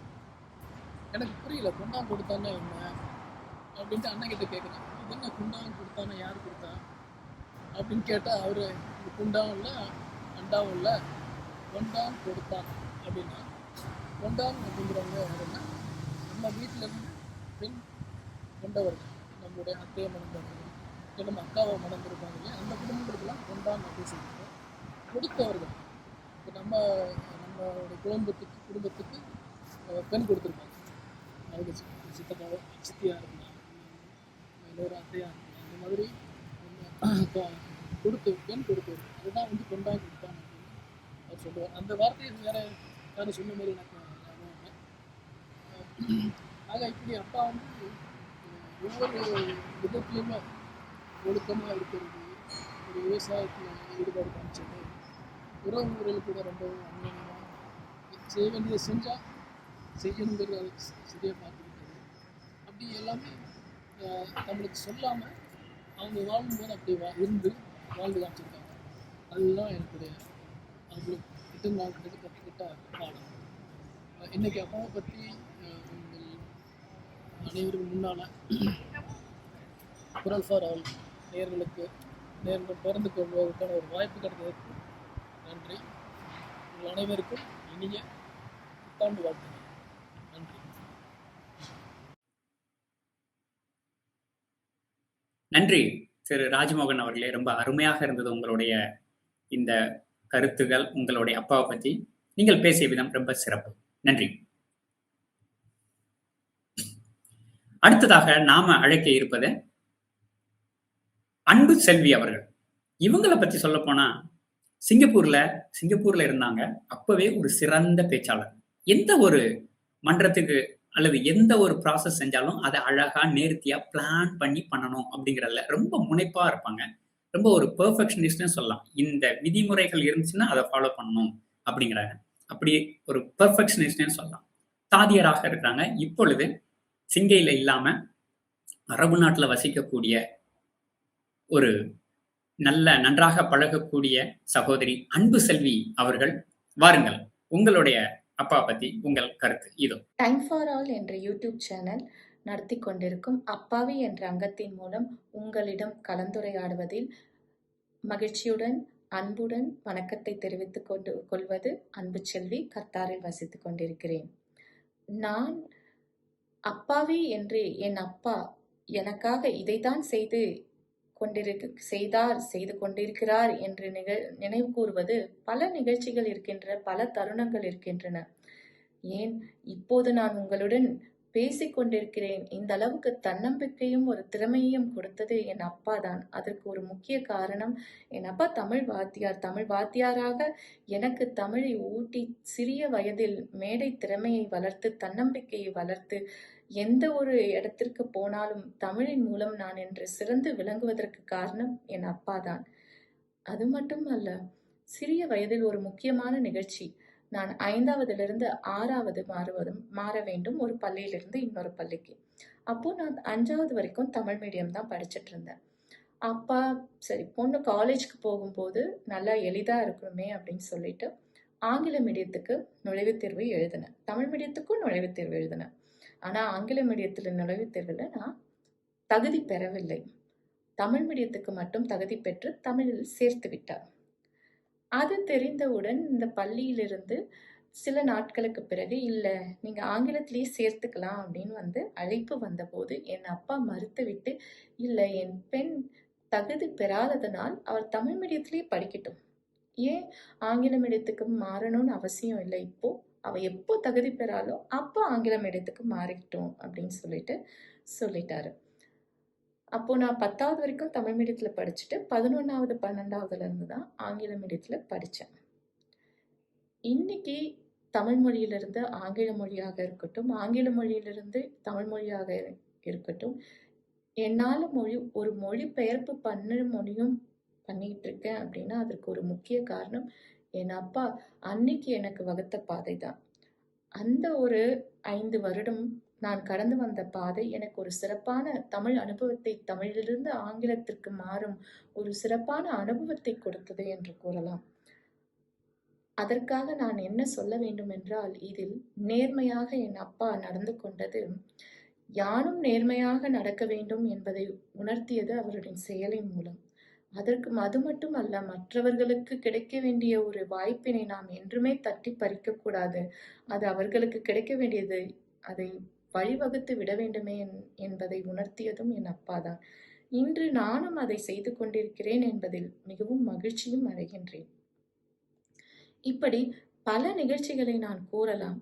இன்னைக்கு நான் அந்த ஒரு தமிழ் மீடியத்துல இத்தனை நாள் படிச்சேன்னு எனக்கு ஒரு கவலை இல்லை. அதுல நான் பெருமை தான் அடைகிறேன். ஏன்னா இன்னைக்கு நான் ஒரு செவிலியரா, ஒரு பேராசிரியரா, ஒரு நோய் கிருமி கட்டுப்பாட்டு துறையில பணிபுரிந்துட்டு இருக்கேன் அப்படின்னா அதற்கு ஒரு முக்கிய காரணம் நான் அப்போது கடந்து வந்த ஒரு அனுபவம் தான் என்று கூறிக்கொள்வதில் பெருமை அடைகின்றேன். அது மட்டும் இல்லை, இன்னைக்கு ஒரு ஹேண்ட் ஹைஜீன் என்ற ஒரு மொபைல் அப்ளிகேஷனை தன்னந்தனியா ஒரு லான்ச் பண்ணி அதை எல்லாருக்குமே உபயோகமா இருக்கும் அளவுக்கு எடுத்து சொல்லக்கூடிய ஒரு தன்னம்பிக்கையும் ஒரு தனித்திறமையும் கொடுத்திருக்கிறது அந்த ஒரு அனுபவமும் என்று கூறிக்கொள்வதில் மகிழ்ச்சி அடைகிறேன். இப்படி நான் சொல்லிக்கொண்டே போகலாம். அதை விட முக்கிய என்ன ஒன்று என்னோட அப்பாவிடம் பிடித்ததே இதை எனக்காக தான் இன்றும் செய்து கொண்டிருக்கிறார் என்று சொன்னால், அது என் அப்பா ஒரு பெரியார் வழி கொள்கையை பின்பற்றுபவர். அதை அவர் வழி கொள்கையை வாயளவில் பின்பற்றாமல் தன் வாழ்க்கையில் தன் பெண்களுக்கும் சொல்லிக் கொடுத்து, பெண்களுக்கும் அந்த சுதந்திரத்தை கொடுத்து வாழ்ந்து அனுபவித்து வைத்து கொண்டிருப்பதுதான் என்னுடைய மிகவும் மிகவும் இன்றும் நான் நினைத்து கொண்டிருப்பது. அதற்கு அவருக்கு இன்று நான் கடமையும் பட்டிருக்கிறேன் என்று சொல்வதில் பெருமை கொள்கிறேன். இப்படி அப்பா என்றால் ஆகாயத்தின் உயரத்தை எப்படி நாம் தொட முடியாதோ அதுபோலுதான் அப்பாவின் உயரத்தை நாம் என்றுமே தொட முடியாது. அப்படிப்பட்ட ஒரு அப்பாவின் சிறப்பான அப்பாவின் பெண்ணாக இருப்பதில் நான் பெருமை அடைகிறேன். அனைத்து அப்பாக்களுக்கும் இந்த இனிய நன்னாளில் புத்தாண்டு வாழ்த்துக்களை கூறி, இனிய புத்தாண்டு வாழ்த்துக்கள் அனைவருக்கும், அம்மாவிற்கும் இனிய புத்தாண்டு வாழ்த்துக்கள் என்று கூறி மகிழ்ச்சி அடைகிறேன். விடைபெறுகிறேன். நன்றி, வணக்கம். நன்றி அன்பு செல்வி. கத்தார்ல இருந்து நமக்காக இந்த நிகழ்வுக்காக தன்னுடைய அப்பாவை பற்றி கருத்துக்களை ரொம்ப அழகா ஆணித்தரமாகவும் அதே நேரத்தில் உணர்வு பூர்வமாகவும் பகிர்ந்துகிட்டதற்கு மிகப்பெரிய நன்றி. அடுத்ததாக நாம அழைக்க இருப்பது, சமீபத்துல ஒரு பட்டிமன்றத்துல இவங்களுடைய பேச்சை கேட்கக்கூடிய ஒரு வாய்ப்பு கிடைச்சது. பட்டிமன்றம்னா இப்படி பேசணும் அப்படிங்கிறதுக்கு ஒரு உதாரணமாக கொண்டு வந்தாங்க. 2 கூட்டல் 3 எவ்வளோன்னு 1ஆம் கிளாஸ் வாத்தியார் கேட்டப்ப 5ன்னு சரியா சொல்லி, தான் போட்ட கணக்கு சரிங்கிறதுக்காக 5ல் 3 கழிச்சு 2 கொண்டு வந்து நேரடியாக 2ஆம் கிளாஸ் போன கணித மேதை என் அப்பாவை பற்றி தான் நான் பேச போகிறேன். அவர் போடுற டவுசரெல்லாம் வட்ட வட்டமான ஓட்டைகள் தான் இருந்த போதும் சதுரங்களும் முக்கோணங்களும் அவரோட மூளையை ஓட்டை போட்டு கொண்டு இருந்தன. பாக்குக்கு கால் போடும்போதும் வீட்டுக்கும் கால்நடைகளுக்கும் தண்ணி கொண்டு வரும்போதும் பித்தகோரஸ் தியரத்தையும் அல்ஜீப்ராவையும் மனசில் அசை போட்டவர் எங்கள் அப்பா. 5 கிலோமீட்டர் தொலைவில் இருக்கிற தோட்டத்துக்கும் அதுக்கப்புறம் பவானி ஆற்றை கடந்து இருக்கிற வயலுக்கும் தானே நடந்து போய் தானே பரிசில் போட்டு ஓடி ஓடி உழைச்சவர் எங்கள் அப்பா. எஸ்எஸ்எல்சி முடித்து பியூசி சேர்ந்து வீட்டில் வேலை பளு ஜாஸ்தியாகி படிப்பை பாதியில் விட்டு வயக்காட்டில் நெல் வெள்ளாமையும் தோட்டத்தில் மஞ்சள் வெள்ளாமையும் பார்த்தவர் எங்கள் அப்பா. அப்படி இருந்த போதும் கணக்கு அவரை விட்ட பாருல. காய போட்ட தேங்காய் எவ்வளோ இருக்குன்னு பரப்பளவு பார்த்தே இவ்வளவு தேங்காய் இருக்குது அப்படின்னு கச்சிதமாக கணக்கு போடுவார் எங்கள் அப்பா. ஈரோட்டிலேருந்து மஞ்சள் வியாபாரி வந்து பேப்பரும் பேனாவும் எடுத்து கணக்கு போடுறதுக்குள்ள கண்ணுலேயே இத்தனை மூட்டை இத்தனை கிலோ மஞ்சள் இருக்குதுங்கன்னு கச்சிதமாக கணக்கு போடுற விஞ்ஞானி எங்கள் அப்பா. இவருடைய நேர்மையான கணக்கு போடுற முறை ஆனைக்கட்டி செக் போஸ்ட்டில் வேலை கிடைச்சதுக்கப்புறம் அங்கே இருக்கிறவங்க தப்பாக கணக்கு எழுதுறதை பார்த்துட்டு தன்னால் சரியாக மட்டும்தான் கணக்கு போட முடியும்னு அந்த வேலையை விட்டுட்டு வந்தவர் எங்கள் அப்பா. எத்தனை வேலை சுமை இருந்த போதும் புத்தகங்களை மட்டும் நேசிக்க மறந்ததே இல்லை எங்கள் அப்பா. சல்ஃபியூரிக் ஆசிட் பிளான்ட்டில் ஆப்ரேட்டராக வேலை கிடைச்சதுக்கப்புறம் தன்னோட சுவாச குழாய் சுருங்கினதுனாலையும் மஞ்சக்காமாலையில் கஷ்டப்பட்ட போதும் ஆடாதோட கீழாநெல்லி திரிபலா திப்பிலி இப்படி இயற்கை உணவுகள் தான் மனுஷனோட உண்மையான ஆரோக்கியத்துக்கு வழிவகுக்கும்னு சொன்னவர் எங்கள் அப்பா. 3 ஷிஃப்ட்டு, ஒவ்வொரு வாரம் ஒவ்வொரு ஷிஃப்ட்டு. எப்படி தான் அந்த உடம்பு ஒத்துழைச்சதுன்னே தெரியல. கம்பெனியிலேருந்து ஷிஃப்ட்டு முடிஞ்சு வீட்டுக்கு வந்து சாப்பிட்டதுக்கப்புறம் சைக்கிள் எடுத்துகிட்டு போய் தோட்டத்தில் வேலையை பார்த்துட்டு திரும்பி வரும்போது 2 ஆள் கட்டி பிடிக்கிற அளவுக்கு புல் சமைய கொண்டு வருவார் வீட்டில் இருக்கிற மாடு கண்ணுகளுக்கு எங்கள் அப்பா. ஒரு முறை இப்படி என்னை தோட்டத்துக்கு சைக்கிளில் வச்சு கூட்டிகிட்டு போகும்போது வழியில் ஒரு நாய் இறந்து கிடந்ததை பார்த்துட்டு சைக்கிளை ஓரமாக நிறுத்தி பக்கத்து தோட்டத்தில் இருக்கிறவங்க கிட்ட போய் ஒரு மண்வெட்டி வாங்கிட்டு வந்து ரோட்டோரமாக ஒரு குழியை போட்டு அந்த இறந்த நாய்க்கு தக்க மரியாதை செஞ்சவர் எங்கள் அப்பா. அவர் மண்வெட்டிலையும் கடப்பாறையிலையும் லாவகமாக வேலை செய்கிறத பார்த்து நம்மளாலையும் சுலபமாக வேலை செய்ய முடியும் போல் அப்படின்னு மண்வெட்டியும் எடுத்து கடப்பாறையும் எடுத்து 2 குத்து குத்துனா அப்போ தெரியும் நம்ம முதுகெலும்பு நெஞ்ச குத்தும். அப்படி ஒரு கடுமையான உழைப்பாளி எங்கள் அப்பா. மாட்டு சாலை போடுறதும் கூரை மேயறது மட்டும் இல்லாமல் சிமெண்ட்டில் வேலை செய்கிறது, ப்ளம்பிங் வேலை, கார்பெண்டர் வேலை, எல்லா வேலையும் செய்கிற ஒரு சகலகலா வல்லவன் எங்கள் அப்பா. எனக்கு பாரதியாரையும் வள்ளுவனையும் காந்தியை மட்டும் இல்லாமல் அன்னை தெரசாவையும் டயானாவையும் ஃபிடல் காஸ்ட்ரோவையும் அறிமுகம் செஞ்சு வச்சவர் எங்கள் அப்பா. அவர் அளவுக்கு நான் புத்தகங்கள் படிக்கல தான். நான் படித்த புத்தகங்கள் மிக குறைவுனாலும் அதுக்கு முழு காரணம் எங்கள் அப்பா. புத்தகங்கள் பேசும் அந்த மொழி மட்டும் என் அப்பாவோட காதுக்கு இனிமையாக கேட்கும். அப்படி ஒரு அபூர்வ செவித்திறன் எங்கள் அப்பாவுக்கு. ஆமாம், அவர் காது கேட்குற திறன் கொஞ்சம் கம்மி தான். அதுக்காக தன்னுடைய காதுக்கு ஒரு இனிஷியல் இருக்கு, அது கே அப்படின்னு சொல்லி நகைச்சுவையா தனக்கு கேட்காதுங்கிறத சொல்லுவாரு எங்க அப்பா. பைபிள் ஒரு அருமையான புத்தகம்னும் இஸ்லாமியம் ஒரு அருமையான மதம்னு சொன்னவர் எங்க அப்பா. நட்சத்திரங்களையும் மேகங்களையும் மரங்களையும் வானில சந்தோஷமா பறக்கிற பறவைகளையும் ரசிக்க சொன்னவர் எங்க அப்பா. ஜாதகங்க பார்க்கறதும் நாள் நட்சத்திரம் பார்க்கறதும் பூஜை புனஸ்காரம் செய்யறது மட்டும் ஒரு மனுஷனை முன்னேற்றிராது, ஒரு கடுமையான உழைப்பு மட்டும்தான் ஒரு மனுஷனை முன்னேற்றணும் சொன்ன ஒரு விவசாய குடும்பத்துல வந்த பாரதி எங்க அப்பா. மருந்தென வேண்டாவாம் யாக்கைக்கு மிகினும் குறையினும் நோய் செய்யும் அப்படிங்கிற வாசகங்களை சொன்னது மட்டும் இல்லாம அது மாதிரியே வாழ்ந்து காட்டினவர் எங்க அப்பா. பொறுப்பா வேலை செய்யறதும் புத்தகங்கள் படிக்கிறது மட்டும்தான் ஒரு மனுஷனோட மனசை பக்குவப்படுத்தும்னு சொல்லி கொடுத்தவர் எங்க அப்பா. ஒரு நேர்மையான மனுஷனாகவும் கடுமையான உழைப்பாளியாகவும் பொறுப்பான கணவராகவும் குழந்தைகளுக்கு முழு சுதந்திரம் கொடுத்து வளர்த்த அப்பாவாகவும் வாழ்ந்தவர் எங்க அப்பா. தன்னுடைய மகன்கள் இந்த குடும்பத்தை இன்னும் ஒரு படி முன்னேற்றி கொண்டு போயிடுவாங்க அப்படின்னு நம்பின ஒரு சராசரி அப்பா என் அப்பா.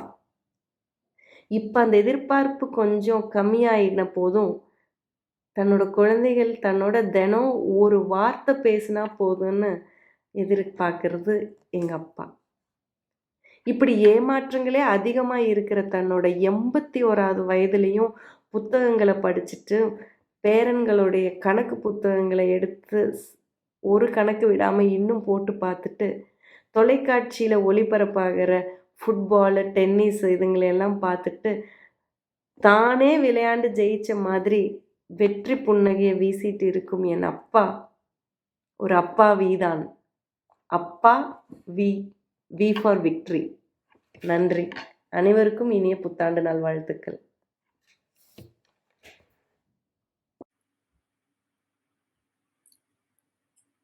நன்றி. இப்ப இந்த நிகழ்வை என்னோடு இந்த நிகழ்வை எடுத்து நடத்தி கொண்டிருப்பது ராதிகா ராமலிங்கம் அவர்கள். இந்த இணைய மேடையை இப்பொழுது ராதிகா அவர்களிடம் இதோ இணைய மேடை உங்கள் வசம். வணக்கம் ராதிகா, இதோ உங்கள் வசம். இப்போ அடுத்ததா நம்ம கிட்ட அப்பாவை பத்தி பகிர்ந்துக்க போறவர் யாரு அப்படின்னா ஹரிபிரசாத். இவர் சோழன் பேச்சாளர் மன்றத்துடைய உறுப்பினர். தமிழ் மீது தீராத காதல் கொண்டவர். எந்த மேடை கிடைச்சாலும் சரி தமிழுடைய வேர்களை பற்றி பேசக்கூடியவர். அவரு தன்னுடைய அப்பாவை பத்தி என்ன சொல்றாரு அப்படின்னு கேட்கலாமா? அனைவருக்கும் வணக்கம். அப்பாவி என்ற தலைப்பில் எனக்கும் என்னுடைய தந்தைக்கும் ஏற்பட்ட ஒரு சிறந்த அனுபவத்தை நான் உங்களோடு பகிர்ந்து கொள்வதில் மகிழ்ச்சி அடைகிறேன். இது அனுபவம் என்பதை தாண்டி நான் எனது தந்தையை ஒரு சிறந்த தந்தையாக உணர்ந்த ஒரு தருணமாக இந்த நிகழ்வை நான் அவ்வப்பொழுது நினைத்து பார்ப்பேன். எனது தந்தை என் மீது எந்த அளவுக்கு நம்பிக்கை வைத்திருக்கிறார், ஒரு மகனாக என்னை எந்த அளவுக்கு புரிந்து வைக்கிறார் என்பதை நான் உணர்ந்த தருணம். இதே போல ஒவ்வொருவருடைய வாழ்க்கையிலும் அவரவர்களுடைய தந்தையை அவர்கள் உணர்வதற்கு காலம் ஒரு வாய்ப்பு கொடுத்திருக்கும். இல்லை, நான் என் தந்தையை இது போல உணர்ந்ததே இல்லை என்றால் கடந்த காலத்தை நாம் சரியாக மீளாய்வு செய்யவில்லை என்றுதான் பொருள். கண்டிப்பாக ஒவ்வொருவரினுடைய வாழ்க்கையை நாம் மீளாய்வு செய்யும் பொழுது கண்டிப்பாக நாம் நம் தந்தையை ஒரு சிறந்த தந்தையாக உணர்வதற்கு காலம் ஒரு இடத்தை கொடுத்திருக்கும். அதுபோல காலம் எனக்கு ஏற்படுத்தி கொடுத்த ஒரு அனுபவத்தை நான் உங்களோடு பகிர்ந்து கொள்வதில் மகிழ்ச்சி அடைகிறேன். வாருங்கள் அந்த கதைக்குள் செல்வோம். இது பார்த்தீங்கன்னா, நான் என்னோட கல்லூரி 2ஆம் ஆண்டு படித்து கொண்டிருக்கும் பொழுது ஏற்பட்ட ஒரு அனுபவம். ஒரு நாள் நானும் எனது நண்பர்களும் சேர்ந்து காலேஜை கட்டடிச்சுட்டு திரைப்படத்துக்கு போயிட்டோம். திரைப்படத்துக்கு போயிட்டு அன்றைய நாட்களை நாங்கள் ரொம்ப மகிழ்ச்சியாக கொண்டாடிட்டு வழக்கம் போல் சாயங்காலம் எல்லோரும் வீட்டுக்கு போகிற மாதிரியே வீட்டுக்கு போயிட்டோம். ஆனால் எல்லா கதையிலையும் ஒரு வில்லன் இருப்பான் அப்படிங்கிற மாதிரி இன்றைய நாள் நடந்த கதையில் வில்லன் யாருன்னு கேட்டிங்கன்னா, எங்கள் வகுப்பறையில் நான் நல்லவன் அப்படின்னு காட்டிக்கிறதுக்கு மாதிரி சில பேர் இருப்பாங்களே, அவங்க என்ன பண்ணிட்டாங்கன்னா காலையில் அட்டண்டன்ஸ் எடுக்கும்போது இவங்க எல்லாருமே காலையில் காலேஜ் வரைக்கும் வந்தாங்க. வந்துட்டு கட்டடிச்சுட்டு எல்லாரும் படத்துக்கு போயிட்டாங்க அப்படின்னு சொல்லியிருப்பாங்க போல இருக்கு. இந்த தகவல் மறாவது நாள் தான் எங்களுக்கு தெரிஞ்சுது. இதை தெரிஞ்சு நாங்கள் எதுவும் பெருசாக பதட்டப்படல. யாரும் கேட்காத வரைக்கும் எல்லாரும் அமைதியாக இருப்போம் அப்படிங்கிற மாதிரி நாங்கள் எல்லாருமே அமைதியாயிட்டோம். இது வந்து பார்த்தீங்கன்னா எங்களுடைய நண்பர்கள் நாங்கள் எல்லாருமே சேர்ந்து எடுத்த முடிவு. ஆனால் லெசன் ஆரம்பித்த ஃபஸ்ட்டு பீரியடில் எங்களோட ஹெச்ஓடி வந்தார். எங்கள் ஹெச்ஓடி வந்து எங்கள் 8 பேர்த்தையும் எல்லாரும் முன்னாடி நிற்க வச்சுட்டு, நாளைக்கு நீங்கள் வரப்போ எல்லாரும் உங்கள் அப்பாவை கூட்டிகிட்டு வரணும் அப்படிங்கிற மாதிரி சொல்லிட்டாரு. அதாவது ஒரு மகனினுடைய வளர்ச்சியில் ஒரு மகன் நல்ல நிலையில் இருக்கணும் அப்படிங்கிறத ஒரு தந்தை தான் உணர்வார் அப்படிங்கிறத எங்கள் ஹெச்ஓடி நினச்சாரா என்னன்னு தெரியல. கண்டிப்பாக அப்பாவை தான் கூட்டிகிட்டு வரணும் அப்படிங்கிற மாதிரி சொல்லிட்டாரு. நான் வந்து ஏன் வரல, ஏன் நேற்று லீவு அப்படிங்கிற மாதிரி ஏதாவது கேட்பாரு, அதற்கு ஏதாவது ஒரு காரணத்தை சொல்லி எஸ்கேப் ஆயிடலாம் அப்படிங்கிற மாதிரி நாங்கள் ஒருத்தரும் பிளான் பண்ணி வச்சுருந்தோம். ஆனால் அது அப்படியே வந்து பார்த்தீங்கன்னா எதிர்மறையாக நடந்துருச்சு. எங்களுக்கு வேறு எந்த விதமான வாய்ப்பும் கிடைக்கல. மறாவது நாள் காலையில் அப்பாவை கூட்டிகிட்டு வரணும் அப்படிங்கிற சுச்சுவேஷன். அப்போ நான் என்ன பண்ணேன்னு கேட்டிங்கன்னா, நான் எங்கள் அப்பாவை கூட்டிகிட்டு வராமல் எங்கள் பெரியம்மாவை கூட்டிகிட்டு வந்தேன். எங்கள் பெரியம்மா வந்து கொஞ்சம் வயசானவங்க. அவங்க வந்து பார்த்தீங்கன்னா எங்கள் அப்பாவோட அண்ணன் ஒய்ஃபு. நான் பெரும்பாலும் அவங்க வீட்டில் தான் இருப்பேன். அவங்கள கூட்டிகிட்டு வந்தேன். ஒரு சிலர் வந்து பார்த்தீங்கன்னா அப்பாவை கூட்டிகிட்டு வந்தாங்க, ஒரு சிலர் வந்து அவங்க அம்மாவை கூட்டிகிட்டு வந்தாங்க.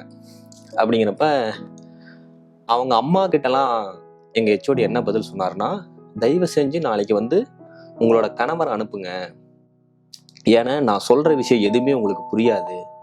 நீங்கள் வந்து ஒரு அம்மா, இங்கே நடந்த தப்பை நீங்கள் மறைச்சிட்டு, உங்கள் கணவனுக்கு தெரியாமல் அதை நீங்கள் மறைச்சிட்டு உங்கள் பையனுக்கு வந்து ஏதாவது புத்திமதி சொல்லுவீங்க. ஆனால் நாளைக்கு திரும்பவும் உங்கள் பையன் இந்த தவறை செய்வான். அதனால் நீங்கள் உங்கள் அப்பாவை அனுப்புங்க, ஏன்னா அவர் தான் இவனுடைய எதிர்கால வளர்ச்சியில் ரொம்ப அக்கறையாக இருப்பார். அவருக்கு தான் நான் சொல்கிற வலியும் வேதனைகளும் புரியும் அப்படின்னாரு. அப்போ தான் நான் ஒரு விஷயத்தை புரிஞ்சுக்கிட்டேன். ஒரு குழந்தைகளின் வளர்ச்சி என்பது தகப்பன் மீது இருக்கக்கூடிய சுமை. அதனால தான் வந்து பார்த்தீங்கன்னா எங்கள் ஹெச்ஓடி உளவியல் ரீதியாக தந்தையை கூப்பிட்ருக்காரு அப்படிங்கிறத நான் புரிஞ்சுக்கிட்டேன். அப்படிங்கிறப்ப எங்கள் பெரியம்மாவையும் பார்த்தாரு. பார்த்துட்டு நாளைக்கு வரப்ப நீங்கள் தயவு செஞ்சு ஹரியோட அப்பாவை அனுப்புங்க அப்படிங்கிற மாதிரி சொல்லிட்டாரு. அவங்களும் சரிங்கண்ணே, நாளைக்கு நான் வந்து என் குழந்தை வர சொல்கிறேன் அப்படின்னு சொல்லிட்டாங்க. எங்கள் பெரியம்மா வீட்டுக்கு போய் சொல்கிறாங்களோ இல்லையோ, நானும் சொல்லிட்டேன் அப்பா அப்படி நாளைக்கு வந்து உங்களை எங்கள் ஹெச்ஓடி கூப்பிட்ருக்காரு அப்படின்னோடனே அவர் வந்து நான் அப்போ என்ன நினச்சேன் அப்படின்னா, எங்கள் அப்பா என்கிட்ட வந்து ஏன் வர சொல்லியிருக்காரு அப்படின்னு கேட்பாரு. நான் வந்து அந்த நேரத்தில் இல்லைப்பா நான் காலேஜை கட் அடிச்சிட்டேன், இப்படி வந்து படத்துக்கு போயிட்டேன், அது எங்கள் ஹெச்ஓடி ஒரு பெரிய விஷயமா நினைக்கிறாரு, அதை பற்றி பேச தான் உங்ககிட்ட கூப்பிட்றாரு அப்படிங்கிற மாதிரி சொல்லலாம் நான் இருந்தேன். ஆனால் எங்கள் அப்பா வந்து பார்த்தீங்கன்னா அதற்கான சந்தர்ப்பத்தையும் எனக்கு கொடுக்கல. சரிப்பா நாளைக்கு நான் வரேன், நீ எதுவும் கவலைப்படாத அப்படிங்கிற மாதிரி சொல்லி அந்த பேச்சை முடிச்சிட்டாரு. மறாவது நாள் காலையில் ஆச்சு. என்னோட எங்கள் அப்பா வந்திருந்தார். வந்த உடனே இன்னும் சில பேரோட அப்பாவும் வந்திருந்தாங்க. யாரெல்லாம் அம்மாவை கூப்பிட்டு வந்தாங்க அப்புறம் வந்திருந்தாங்க. அப்படிங்கிறப்ப எங்கள் ஹெச்ஓடி ஒரு தடவை கூப்பிட்டு பேசுகிறப்ப ஒரு சிலரோட அப்பா வந்து ரொம்ப கோவப்பட்டாங்க, அங்கேயே திட்டினாங்க. சில அப்பா வந்து எமோஷ்னலாக அழுதுட்டாங்க. நான் வந்து ரொம்ப கஷ்டப்பட்டு உன்னை படிக்க வைக்கிறேன், நீ வந்து இந்த மாதிரி பண்ணுற, பணத்தினுடைய அருமை உனக்கு தெரியல அப்படின்னு. எங்கள் ஹெச்ஓடி வந்து பார்த்தீங்கன்னா விரும்பினதும் அதை தான். ஒரு தகப்பன் எந்த அளவுக்கு கஷ்டப்படுறாரு அப்படிங்கிறத தான் ஒரு மகன் உணரணும் அப்படிங்கிறதுக்காக தான் அந்த மீட்டிங்கே அவர் அரேஞ்ச் பண்ணியிருந்தார். எல்லாரும் அந்த மாதிரி இது பண்ணவும் எங்கள் ஹெச்ஓடிக்கு ஒரு பக்கமாக வெற்றியாகவே தான் போயிட்டு இருந்துச்சு. அப்புறம் வந்து என்னுடைய சந்தர்ப்பம் வரப்ப நானும் போகிறேன். அப்புறம் எங்கள் அப்பாவை கூப்பிட்டு போய் போகிறேன். உட்காந்து அவங்களுக்கு சொன்ன அதே இதுதான் எல்லாரும் சொல்லிட்டு இருந்தாங்க. அப்போ வந்து எங்களுடைய ஹெச்ஓடி எங்கள் அப்பாட்ட வந்துட்டு, உங்கள் பையன் வந்து பார்த்தீங்கன்னா ரொம்ப படிக்கிற பையன்லாம் கிடையாது, ஒரு சுமாராக படிக்கிற ஒரு ஆவரேஜ் ஸ்டூடெண்ட் தான்.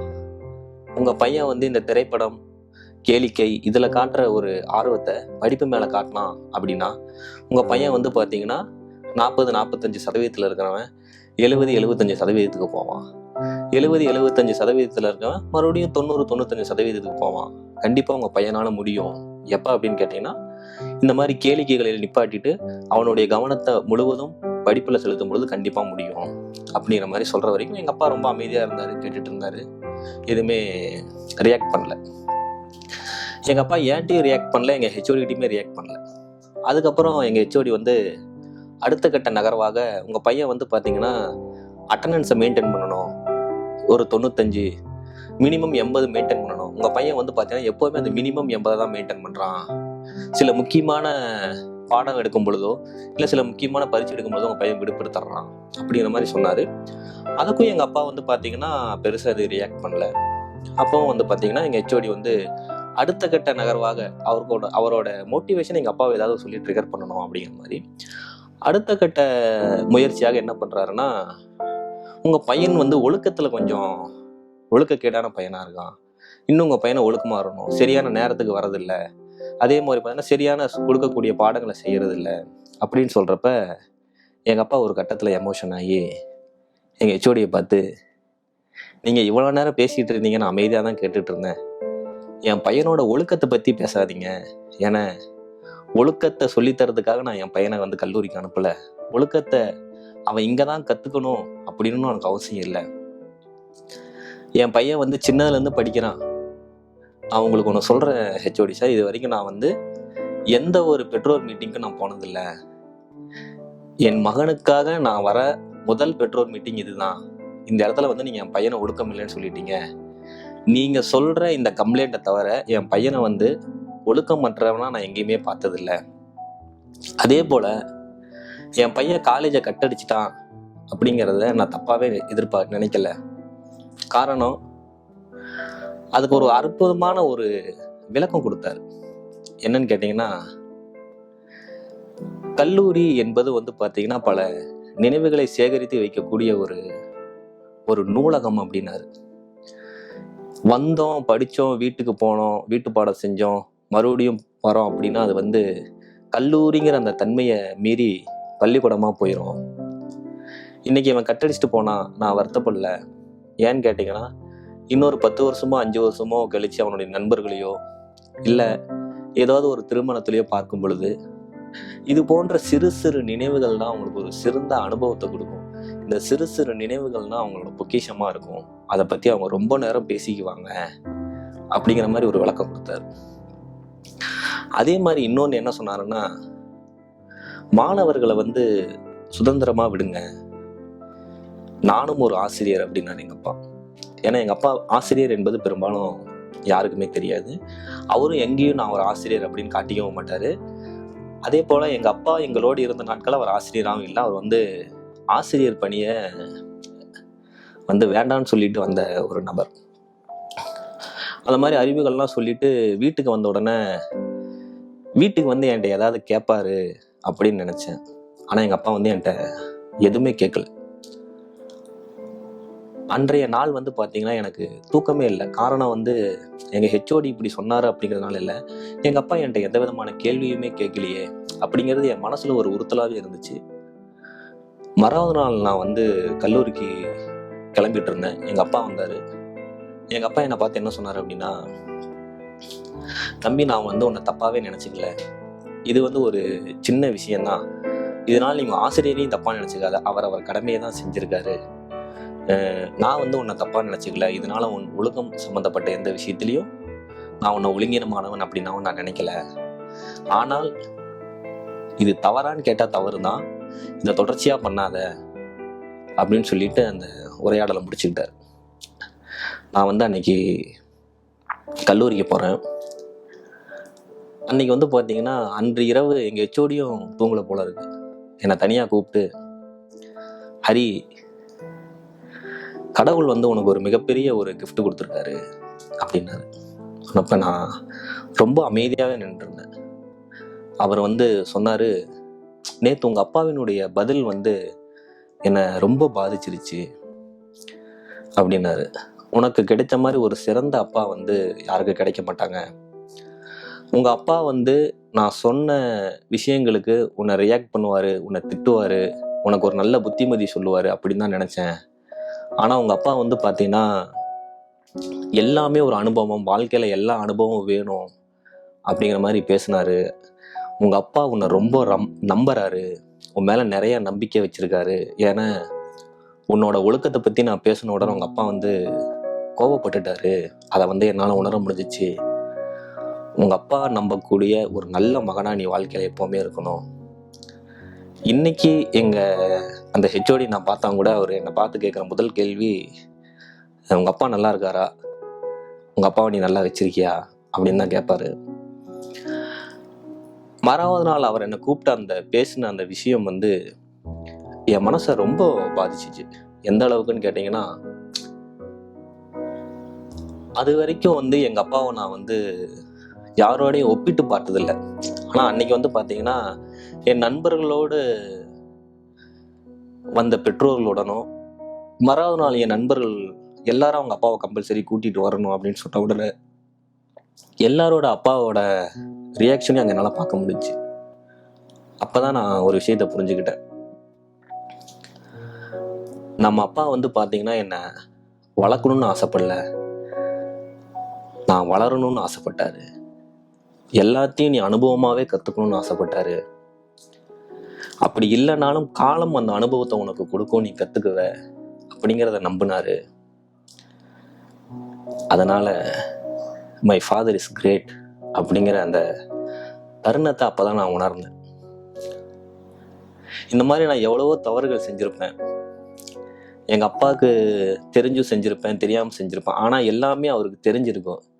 தெரிஞ்சாலும் நம்மகிட்ட எதுவுமே எந்த ஒரு ரியாக்டுமே பண்ணாமல் அப்பாவி மாதிரி அமைதியாக இருந்தார் பார்த்தீங்களா? அதே தருணத்தை இன்னைக்கு ஒரு அப்பாவா நானும் உணர்றேன். எனக்கு ஒரு அப்பா, இன்னைக்கு நான் ஒரு அப்பா. அப்பா வி. நன்றி கேட்டு. நன்றி ஹரிபிரசாத். உங்களுடைய அப்பாவை பத்தி எங்ககிட்ட பகிர்ந்துகிட்டதுக்கு ரொம்ப நன்றி. அடுத்ததா நம்ம கூட வந்து தன்னுடைய அப்பாவை பத்தி பகிர்ந்துக்க போறவங்க யாரு அப்படின்னா, இவங்க ஜெயலட்சுமி. இவங்க தமிழ் மொழி பண்பாட்டு கழக பேச்சாளர் மன்றத்துடைய உறுப்பினர், சிறந்த பேச்சாளர், யோகா ஆசிரியரும் கூட. இவங்க தன்னுடைய அப்பாவை பத்தி என்ன சொல்றாங்கன்னு கேட்கலாமா? டைம்ஸ் ஃபார் ஆல் வழங்கும் 2026 தொடர் 12 மணி நேர இடைவிடாத இணைய நிகழ்வை ரசித்துக் கொண்டிருக்கும் அனைத்து அன்பு நேயர்களுக்கும் என் அன்பான வணக்கம். தெய்வங்கள் எல்லாம் தோற்றே போகும் தந்தையின் அன்பின் முன்னே. இந்த பாடல் வரிகளே போதுங்க அப்பாவை பத்தி சொல்றதுக்கு. அப்ப நான் என்ன சொல்ல வரேன்னு கேக்குறீங்களா? அப்பா இந்த வார்த்தை ஒரு உறவல்ல, ஒரு பொறுப்பு, ஒரு தியாகம், ஒரு மௌனமான போராட்டம். சாதாரணமாக நாம் அப்பா என்று சொன்னால் நம் தந்தையை நினைக்கிறோம். ஆனால் இன்று நான் பேசப்போவது ஒரு பெண்ணாக நான் பார்த்த அப்பா, ஒரு மனைவியாக நான் உணர்ந்த அப்பா, என் பிள்ளைகளுக்காக என் கணவரான அப்பா. எல்லோருடைய குழந்தை பருவம் எப்படி இருந்திருக்கும்? அப்பாவின் தோளில் ஆனந்த ஊஞ்சலாடி துள்ளி குதித்த காலமாக தான் இருந்திருக்கும். அப்படிதாங்க எனக்கும் இருந்துச்சு. சரி, கல்லூரி பருவம் வரும்போது எப்படி இருந்தது பாத்தீங்கன்னா, நான் என்ன படிக்கணும்னு நினைத்தேனோ தடை சொல்லாமல் படிக்க வைத்தவர் தான் என் அப்பா. சரி, இளநிலை பட்டம் படிக்க கல்லூரிக்கு சென்றேன். படித்து முடிக்கும் போதே கல்லூரியில் பிளேஸ்மெண்ட்டுடன் வந்தேன். ஆனால் என் அப்பாவிடம் சென்று, அப்பா எனக்கு முதுநிலை பட்டம் படிக்கணும்னு ஆர்வமா இருக்கு, ஆனா வேலையும் கிடைச்சிடுச்சு, என்னப்பா பண்றது அப்படின்னு ஒரு வார்த்தை தான் சொன்னேன். என்னம்மா இருக்கு, அந்த வேலையை தூக்கி போடு, நீ முதுநிலை பட்டம் படின்னு சொல்லி சொன்னாரு. அதே கல்லூரியிலேயே முதுநிலை பட்டமும் படித்தேன். என் அப்பா வசதி வாய்ப்பில் பெரிய மகாராஜா அல்ல, சாதாரண அரசு ஊழியர் தான். ஆனால் என் அப்பா எனக்கு மகாராஜா தான். இளவரசி போல் வளர்த்த என்னை என் அப்பா மகாராஜா என்று சொல்லாமல் என்ன கூறுவது? ஆகையால் நானும் பகுதி நேர வேலையாக மாலையில் பயிற்சி வகுப்புகள் எடுத்தேன். அதில் மாணவர்கள் அதிக மதிப்பெண்கள் பெற்றவுடன் எனக்கு அடுத்ததாக கல்லூரியில் விரிவுரையாளராக பணிபுரிய விருப்பம் ஏற்பட்டது. மறுபடியும் என் அப்பா முதுநிலை பட்டம் படித்து முடித்தவன, அப்பா நான் எம்ஃபில் படிக்கணும்னு நினைக்கிறேன், அது படிச்சா கல்லூரியில பேராசிரியரா வேலை பார்க்கலாம்ப்பா அப்படின்னு ஒரு வார்த்தை தான் சொன்னேன். மறுநாள் காலையில பார்த்தா எல்லா கல்லூரியுடைய விண்ணப்ப படிவத்தை என் கையில கொடுத்துட்டார். ஒவ்வொரு கல்லூரியிலையும் போய் நுழைவுத்தேர்வுகள் எழுதி அந்த பட்டத்தையும் படித்து முடித்தேன். படித்து முடிக்கும் போது நம்ம உறவினர்கள் சும்மா இருப்பாங்களா? சுத்தி இருக்கிறவங்க எல்லாரும், பொம்பளை பிள்ளையை இவ்வளோ படிக்க வச்சுட்டே இருக்கியே, கல்யாணத்தை பண்ணி கொடுக்க வேண்டியதானே அப்படின்னு காதுகளில் ஓத ஆரம்பித்தார்கள். மறுபடியும் நான் அப்பா முன், அப்பா அப்பா, நான் கொஞ்ச நாள் விரிவுரையாளரா வேலை பார்க்கறேனே பேராசிரியரா கல்லூரியில அப்படின்னு தான் சொல்லி சொன்னேன். சரிம்மா, நீ வேலையை பாரு அப்படின்னா. ஆனால் அதற்காக என் அப்பா செய்த தியாகங்கள், சிந்திய வேர்வை துளிகள், பட்ட காயங்கள் எண்ணில் அடங்காதது. தனக்கு கிடைக்காத சந்தோஷத்தையும் உயரத்தையும் எனக்கு கொடுத்த அழகு பார்த்தவர் தான் என் அப்பா. இப்படியே நாட்கள் சென்றன. திருமண வயது வரும்போது அப்பாவை போல கணவர் வேண்டும் என்று மகள் நினைக்கும் போதே அப்பாவாக ஒரு ஆண் ஜெயித்து விடுவது உண்டு. என் அப்பாவும் இங்கே வெற்றி வாகை சூடிவிட்டார் என்றே சொல்ல வேண்டும். ஆரிரோ ஆராரிரோ, இது தந்தையின் தாலாட்டு, பூமியே புதிதானதா. ஆமாங்க, திருமண வாழ்க்கையில் புதிய பூமியில் காலடி எடுத்து வைத்த மாதிரி தான் இருந்தது. என் தந்தையை போன்ற பாசத்தையும் வழிகாட்டுதல் உடன் துணையாக என் கணவர் அப்பாவாக நின்றார். திருமணமாகி சிங்கையில் வந்தவுடன் பிஎட் படிக்கலாம் அப்படின்னு நினைச்சேன். ஏன்னா என் தங்கையும் அந்த நேரத்துல ஊர்ல படித்துட்டு இருந்தா. நான் ஏதாவது படிக்கிறேன் அப்படின்னு சொல்லி சொன்ன உடனே என் தந்தையை போலவே எந்த தடையும் இல்லாமல், ஏமா பிஎட் படிக்கிற, இங்க சிங்கப்பூர்ல இருக்க ஏதாவது ஒரு ஃபாரின் யூனிவர்சிட்டியில படியேன் அப்படின்னு சொல்லி என்னை கேம்பிரிட்ஜ் பல்கலைக்கழகத்துல ஆசிரியர் பணிக்கான கோர்ஸை படிக்க வச்சார். இப்படி படித்து கொண்டு இருக்கும் காலத்துலதான் கோவிட் கிருமி தொற்று ஏற்பட்டது. அப்ப மேற்கொண்டு படிக்க முடியாம திணறிக்கிட்டு இருந்தேன். என்ன பண்ணலாம், ஏதாவது பண்ணணுமே அப்படின்னும் போது சரி யோகா கலையை கத்துக்கலாம் அப்படின்னு சொல்லி நான் ஆன்லைன்ல சேர்ந்தேன். ஆனா நாட்கள் செல்ல செல்ல, வருடங்கள் செல்ல செல்ல அதுலயும் நான் அட்வான்ஸ் லெவலையே அச்சீவ் பண்ணிட்டேன். இதை பார்த்த என் கணவர், நீ என்ன தலைக்கீழ நிக்கிற, குரங்கு குட்டி கரணம் அடிக்கிற மாதிரி எல்லாம் அடைக்கிறிய, அப்ப ஏன் இதுல நான் ஆசிரியர் பயிற்சி பெறக்கூடாது அப்படின்னு சொல்லி யோகா ஆசிரியர் பயிற்சியும் என்னை பெற வச்சார். இது மட்டுமா, அவருக்கு கணினினா ரொம்ப பிடிக்கும். அதனால கணினியில என்னென்ன பயிற்சிலாம் வேணுமோ அந்தந்த பயிற்சிகளையும் என்ன அப்பப்ப கிளாஸ் காமிச்சிட்டே தான் இருப்பா. அது மட்டும் இல்லாம இன்னைக்கு உங்க முன்னாடி இப்படி நல்லா பேசுறேன்னா என்ன பேச்சாளர் மன்றத்துல சேர்த்து பல போட்டிகள்ல பரிசு பெறுறதுக்கு என்ன உந்துதலா இருந்தது என் கணவர் தான். அப்ப என் வாழ்வில் தகப்பன் சாமிகள் இவர்கள் தான். இவரை விட வேற யாரை நான் சொல்ல? வா வா என் தேவதையே, புன்பாய் பேசும் தாரகையே. மகளையும் இளவரசியாக வளர்த்து கொண்டிருக்கிறார் இவர். என் கணவர் எனக்கான கணவர் அல்ல, ஆனால் என் பிள்ளைகளுக்காக அவர் தன் கனவுகளை துறந்த அப்பா. நிலம், வீடு, வாகனம் இது எல்லாம் சொத்து இல்லை. எனக்கு என் வாழ்வில் இறைவன் கொடுத்த பொக்கிஷம் அப்பா.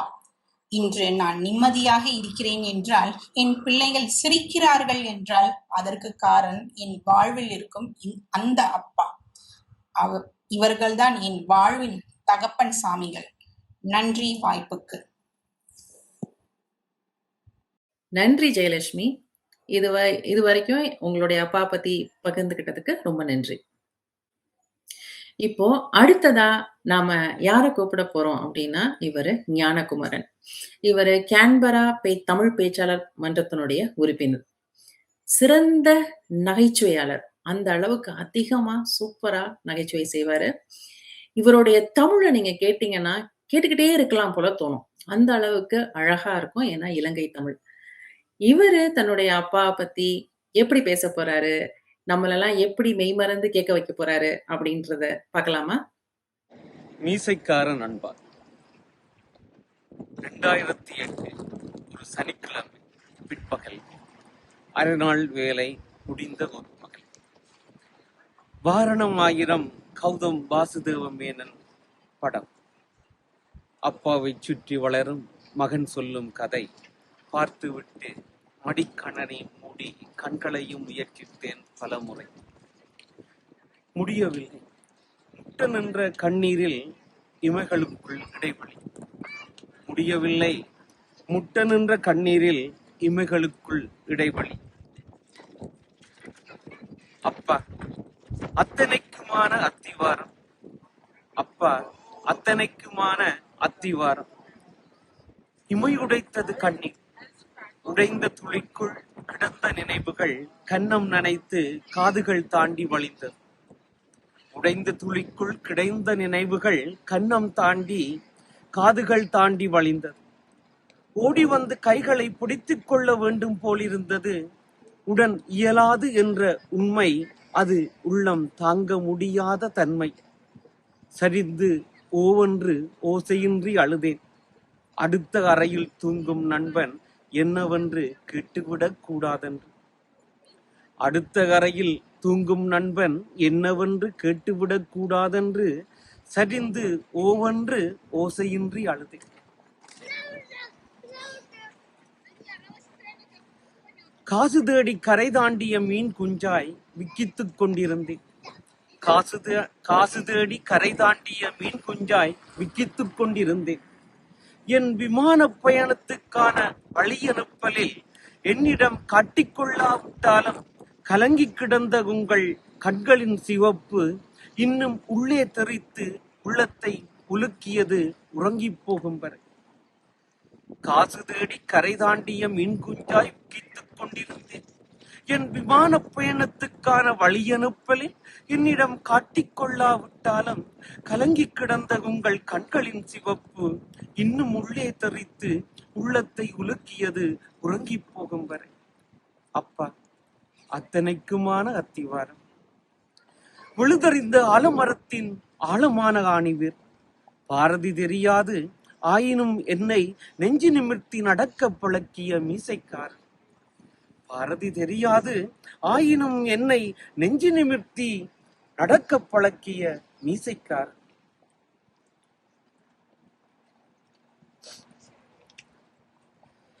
எனக்கான சண்டை களங்களில் நான் உச்சரிக்கும் உத்வேகம் மந்திரம் அவர்.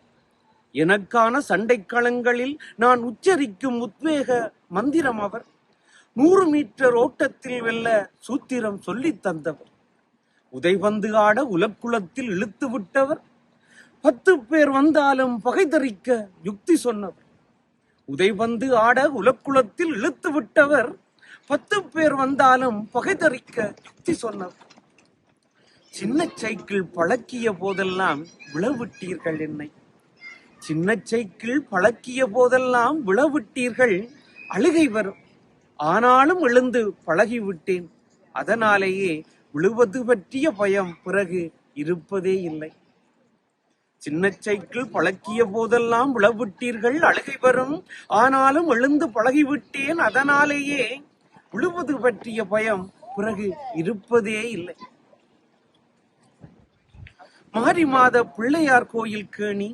ஒற்றை கயிறை இடுப்பில் கட்டி தூக்கி எறிவீர்கள்.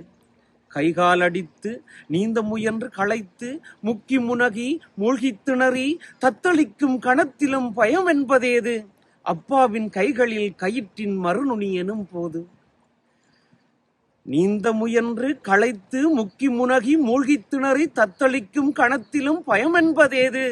அப்பாவின் கைகளில் கயிற்றின் மறுநுனி எனும் போது. சும்மா ஓடி முடிந்துவிடக் கூடாது என்பதற்காகவே தடைகளை போட்டு தாண்டவும் சொல்லித்தந்த தடகள வீரர். சும்மா ஓடி முடிந்துவிடக் கூடாது என்பதற்காகவே தடைகளை போட்டு தாண்டவும் சொல்லித்தந்த தடகள வீரர்.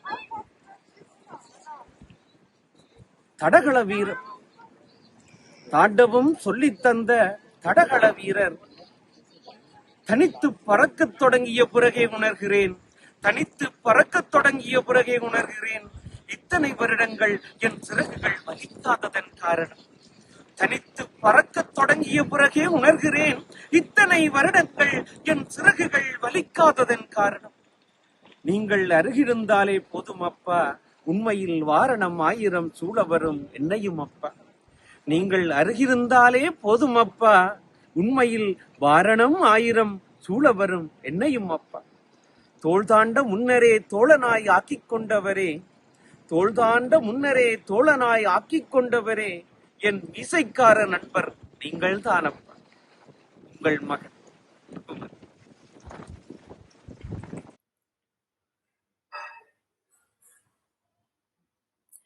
நன்றி ஞானகுமரன். உங்களுடைய அழகான தமிழ்ல உங்க அப்பாவை பத்தி எங்ககிட்ட பகிர்ந்துக்கிட்டதுக்கு ரொம்ப நன்றி. பல பட்டிமன்றங்கள், கருத்தரங்கள் நெறியாள்கை கூட நிறைய செஞ்சிருக்காங்க. இது எல்லாத்துலயும் தன்னுடைய திறமைய அவ்வளவு அழகா வெளிப்படுத்தியும் இருக்காங்க. அவங்க தான் இப்ப அவங்களுடைய அப்பாவ பத்தி நம்ம கிட்ட பகிர்ந்துக்க போறாங்க. பார்க்கலாமா? அன்னை தமிழுக்கும் அவையோர் அனைவருக்கும் அன்னபூரணி அன்பான வணக்கங்கள். அப்பாவி அப்பா நிஜமாவே ஒரு அப்பாவின்னு தான் சொல்லணும். ஒரு காலகட்டம் வரைக்கும் ரொம்ப ஒரு டெரரான ஆளா அவங்கள காட்டுவாங்க. யார் காட்டுவாங்கன்னா வேற யாரும் கிடையாது, நம்ம பாட்டி, நம்ம அம்மா, அப்படி அவங்கெல்லாம் தான் காமிச்சிருப்பாங்க. ஒரிஜினலா பார்த்தா அவங்களுமே பாசத்துக்கேங்கிற ஒரு ஆளாக தான் இருந்திருப்பாங்க. ஆனா இப்படி அவங்க காட்டும்போது, அவங்க சொல்லும்போது வேற வழியே இல்லாம அவங்களும், அதாவது வடிவேலு ஒரு படத்துல சொல்லுவார் தெரியுங்களா, முறடா முறடா அப்படின்னு பக்கத்துல இருந்து ஒருத்தர் சொல்லும்போது எதுக்குன்னே தெரியாம முறைப்பாரு இல்ல, அந்த மாதிரிதான். அவன் யார் தெரியுமா அப்படின்னு அவங்க கேட்குற கேள்வி, ஆமால்ல நான் யார் தெரியுமா அப்படின்னு அவங்கள அறியாமலே ஒரு ரியாக்ஷன் கொடுத்துட்டு ஒரு டெரர் பீஸா இருந்திருக்காங்க இது வரைக்கும். என்னோட அப்பா திரு வடிவேல் அவர்கள், அவரும் அப்படிதான். என் பாட்டி கிட்டத்தட்ட அப்படிதான் வச்சிருந்தாங்க. அவங்களே சொல்லி கொடுத்தவங்க, அவங்களுக்கு தெரிஞ்ச விதத்தில் அவங்க அதை போர்ட்ரே பண்ணியிருக்காங்கன்னு தான் நம்ம சொல்ல முடியும். ரொம்ப காலம் வரைக்கும் அப்பா கூட எனக்கு உண்டான நெருக்கம் குறைவாகவே தான் இருந்தது. அதாவது இடைவெளி அதிகமாக இருந்ததுன்னே சொல்லலாம். எப்பயாவது நான் சின்ன வயசுல கொஞ்சிட்டு பேசிட்டு போகும்போது, இல்லை ஏதாவது யாராவது அடிச்சிட்டாங்க அப்படின்னா அழுதுட்டு போகும்போதோ, உங்க அப்பா யாரு தெரியுமா, சும்மா இதுக்கெல்லாம் போய் அவனை தொந்தரவு பண்ணிட்டு இருக்க அப்படின்னு அவங்க கேட்பாங்க. ஓ அப்போ இதெல்லாம் அப்பாட்ட சொல்லக்கூடாது போல அப்படின்னு நான் நினைச்சுப்பேன். அங்கிருந்து ஆரம்பிச்சிச்சு எங்களுடைய இடைவெளி. நான் நினச்சிக்கிட்டேன் இதனால பாதிப்பு எனக்கு மட்டும்தான் அப்படின்னு. ரொம்ப காலம் வரைக்கும் நினச்சிக்கிட்டு இருந்தேன். நாங்கள் கூட்டு குடும்பம், அதனாலேயே குழந்தைகள் நாங்கள் நிறைய பேர் இருந்ததுனால நாங்கள்லாம் எங்களுக்குள்ளவே இருந்துகிட்டு இருப்போம். பெருசாக டச்சும் இல்லை. அது மட்டும் இல்லாமல் எங்கள் அப்பாவும் வெளியூரில் தங்கி வேலை பார்த்தார். கிட்டத்தட்ட ஒரு 20 வருடங்கள் அவர் வெளியூரில் தான் இருந்தார். வேறு வேறு ஊரில் மாறி மாறி வேலை பார்த்தார். வாரத்திற்கு ஒரு முறை, 2 வாரத்திற்கு ஒரு முறை இப்படி தான் அவர் வீட்டுக்கு வருவார். அதனால எங்கள் 2 பேருக்குள்ள இடைவெளி அதிகமாகவே தான் இருந்தது. நான் நினச்சிக்கிட்டேன் எனக்கு தான் ஆசையாக இருக்கு போல, நான் தான் தேடுறேன் போல, அவங்க யாருக்கும் நம்ம வேணாம் அப்படின்னு நான் நினச்சிக்கிட்டேன். அப்பாவுக்கு என்ன, அவர் ஜாலியாக இருக்கார் அப்படின்னு தான் ரொம்ப நாள் வரைக்கும் நான் நினச்சிக்கிட்டு இருந்தேன். அவருக்கு நினச்ச நேரத்துக்கு எந்திரிக்கலாம், நினச்ச நேரத்துக்கு அவர் வேலைக்கு போய்க்கலாம், போயிட்டு நினச்ச நேரத்துக்கு தூங்கலாம், எல்லாமே அவர் இஷ்டப்படியே பண்ணிக்கலாம்ல. அதனால அப்பா ரொம்ப ஜாலியாக இருக்கிறதா தான் நான் நினச்சிக்கிட்டு இருந்தேன். ஒரு கட்டத்துக்கு அப்புறம்தான் அவரும் எங்களுக்காக ஏங்கியிருக்காரு, பிள்ளைங்களுக்காகவும் மனைவி மக்கள் அப்படி எல்லாருக்காகவும் ஏங்கியிருக்காரு அப்படிங்கிறது எனக்கு புரிஞ்சுது. அது எப்பன்னு கேட்டிங்கன்னா, கொஞ்சம் கல்லூரி காலம், அதுக்கப்புறம் தான் கொஞ்சம் புரிஞ்சுதுன்னு வைங்களேன். ஆனாலும் அவர் ஒரு அப்பாவி அப்படின்னு நான் உணர்ந்த தருணம் எது அப்படின்னு கேட்டிங்கன்னா, எனக்கு திருமணமாகி நான் தனியாக வந்ததுக்கப்புறம். அந்த நேரங்களில் தனிமை ரொம்ப கொடுமையாக இருக்கும். என் கணவர் அப்போல்லாம் ரொம்ப லேட் நைட்டில் வேலை பார்ப்பார். ஒரு சில நாள் அடுத்த நாள் காலையில் கூட வருவார். அந்த மாதிரி நேரங்களில் நான் நினச்சிக்குவேன், இப்போவும் நம்ம இஷ்டத்துக்கு நம்ம எல்லாம் செஞ்சுக்கலாம், நம்மளை கேட்க யாரும் இல்லை, ஆனாலும் நமக்கு ஏன் வலிக்குது? இதே மாதிரி தானே பாப்பாவுக்கும் வலிச்சிருக்கும். யாருமே இல்லாத அந்த வீட்டில் அவருக்கு மட்டும் எந்திரிச்சு சமைச்சிக்கிட்டு வேலைக்கு போயிட்டு திரும்பி முடிஞ்சா சமைப்பார், இல்லைன்னா இருக்கிறது எதையாவது சாப்பிட்டுட்டு போய் படுத்துருவார். ஒரு பழமொழி ஒன்று சொல்லுவாங்க, என்ன ஏதுன்னு கேட்கறதுக்கு ஆள் இல்லை அப்படிங்கிறது ஒரு கட்டம் வரைக்கும் நமக்கு அது ரொம்ப சுதந்திரமாக தெரியும். ஆனால் கொஞ்சம் காலகட்டத்துக்கு அப்புறம் அதுவே நமக்கு ஒரு மிகப்பெரிய வலியாக மாறும் அப்படின்னு கேள்விப்பட்டிருக்கேன். அது எனக்கு புரிஞ்சுது. எங்கள் அப்பா எங்கள் எல்லாருடைய சந்தோஷத்துக்காக அவர் தன்னோட மகிழ்ச்சி, தன்னுடைய இன்பம், இப்படி எல்லாத்தையுமே துறந்துட்டு தான் இருந்திருக்கார். அதுதான் சரியான வார்த்தை. எங்களை மறந்துட்டுலாம் அவர் இல்லை, எல்லாத்தையும் துறந்துட்டு ஒரு துறவியாக தான் கிட்டத்தட்ட 20 வருடங்கள் வாழ்ந்திருக்கார். ஏன்னா காலையில கிளம்பும்போது போயிட்டு வாங்கன்னு கையாடுறதுக்கு மனைவியோ, சாயங்காலம் கதவை திறந்த உடனே அப்பான்னு காலை கட்டிக்க பிள்ளைங்களாய் நாங்களோ, என்னப்பா வேலை எப்படி இருந்துச்சு அப்படின்னு கேட்கறதுக்கு அவரோட அப்பா அம்மாவோ யாருமே அவர் கூட இல்லை. அவராகவே கதவை திறந்துட்டு உள்ள போய்க்கணும், அவராகவே அவருக்கு தேவையானதை செஞ்சுக்கணும், அவராகவே அவரை பார்த்துக்கணும். இப்படிதான் இருந்தது அவருடைய வாழ்க்கை. இந்த வாழ்க்கையை தான் ரொம்ப ஜாலியா இருந்திருக்காருன்னு நான் நினைச்சுக்கிட்டு இருந்திருக்கேன். பாவம் இல்லைங்க அந்த அப்பாவி.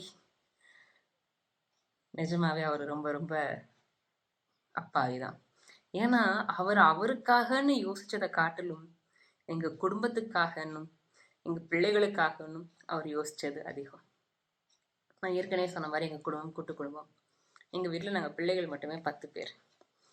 என்னையும் சேர்த்து எனக்கு 4 அக்கா, 2 அண்ணன், 2 தம்பி, 1 தங்கச்சி. இப்படி எங்க எல்லாருக்காகவும் அவர் உழைச்சார்.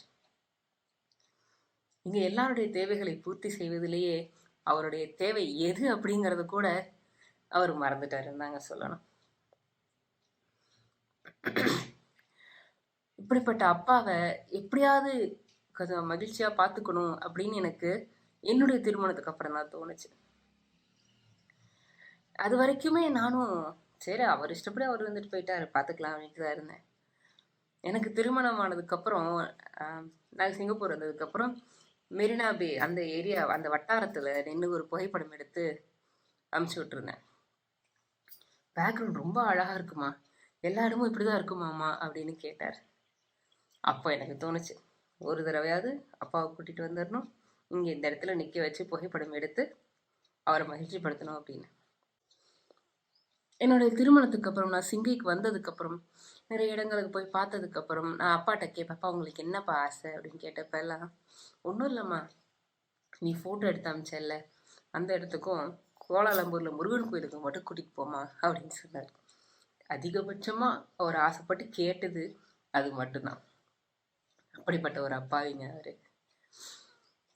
இந்த அப்பாவி செஞ்ச சாதனைய இன்னும் அடுத்த தலைமுறையில வந்து நாங்க யாருமே பீட் பண்ண முடியலன்னா பாருங்களேன். இப்போ எவ்வளோ வசதிகள் இருக்கு நமக்கு. Central government, state government exams எழுதுறதுக்கோ, ப்ரிப்பேர் பண்றதுக்கோ, வெளிநாடு போறதுக்கோ, படிக்கிறதுக்கோ நமக்கான வசதிகளும் வாய்ப்புகளும் தெரிவுகளும் ரொம்ப அதிகமா இருக்கு. ஆனா அதெல்லாம் எதுவுமே இல்லாத காலகட்டத்திலேயே எங்க குடும்பத்திலேயே முதல் முறையா ஒரு பட்டதாரி எங்க அப்பா. முதல் முறையா அரசாங்க உத்தியோகத்துக்கு போனவர் எங்க அப்பா. அதுவும் மத்திய அரசு உத்தியோகத்துக்கு போனவர் எங்க அப்பா. இன்னும் அந்த சாதனையை நாங்க யாரும் முறியடிக்கலன்னு தான் சொல்லணும். ஏன்னா அதுக்கு அடுத்து வந்த தலைமுறையில நாங்க யாருமே இன்னும் ஒரு மத்திய அரசு வேலைக்கு போகவே இல்லை. அந்த அளவுக்கு அவருக்கு குடும்பத்து மேல ஒரு நம்பிக்கை, குடும்பத்து மேல ஒரு பிடிப்பு.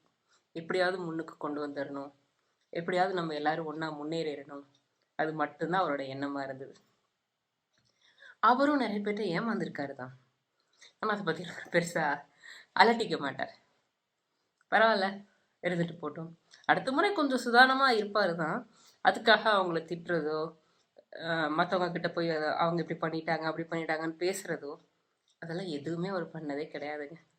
இதெல்லாம் அவருக்கு தெரியாமலே எங்களுக்கு சொல்லிக் கொடுத்த நல்ல விஷயங்கள். இதெல்லாம் பண்ணக்கூடாது அப்படின்னு அவர் செயல்கள் மூலமா எங்களுக்கு பதிய வச்சார். எங்க அப்பா அவர் பெற்ற பிள்ளைகள் மேல மட்டும்தான் பாசமா இருந்தாரான்னு கேட்டா இல்லைன்னு தான் சொல்லணும். கிட்டத்தட்ட ஒரு 10-15 பிள்ளைகளுக்கு அவரு அப்பா இருந்து என்ன செய்வாங்களோ அதை செஞ்சிருக்கார்.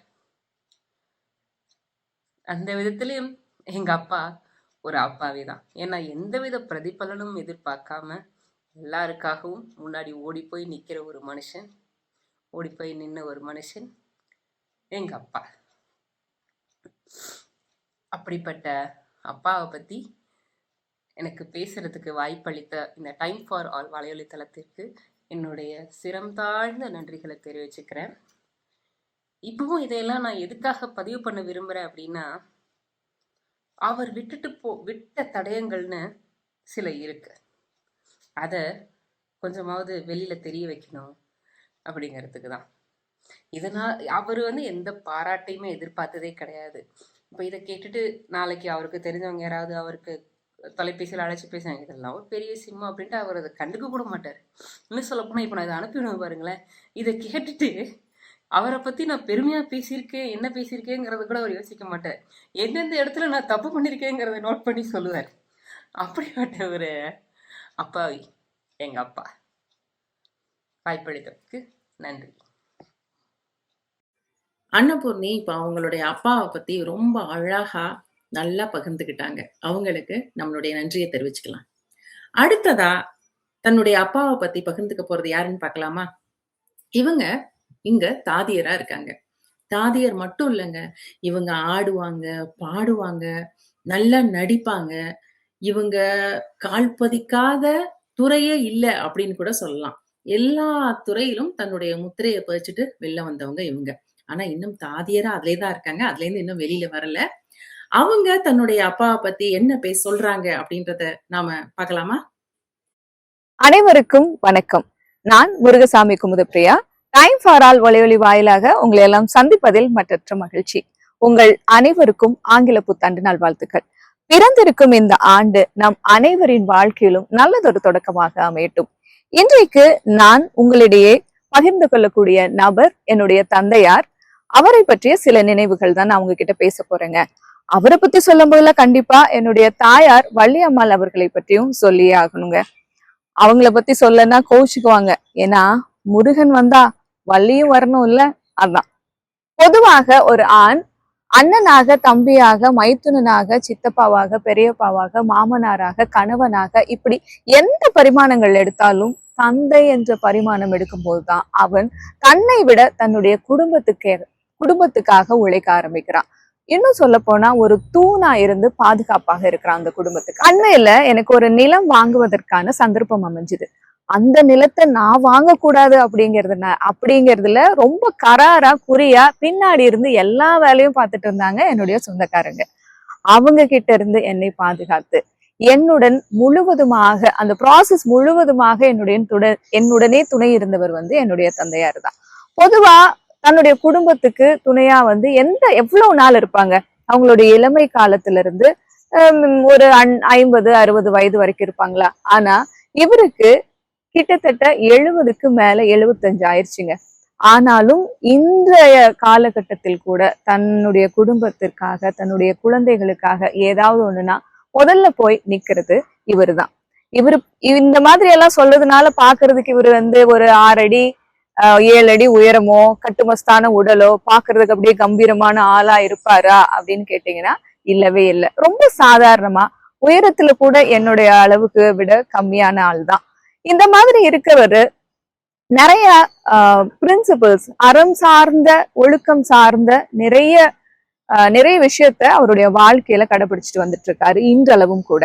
தீயவை தீய பயத்தலால் தீயவை தீயினும் அஞ்சப்படும் என்ற ஐயன் வள்ளுவனின் குரலுக்கேற்ப தீயவைகளை செய்யாதே, தீயவைகளை பார்க்காதே, தீயவைகளை கேட்காதே என்ற அறம் சார்ந்த அவருடைய வாழ்க்கையை நடத்தினார்.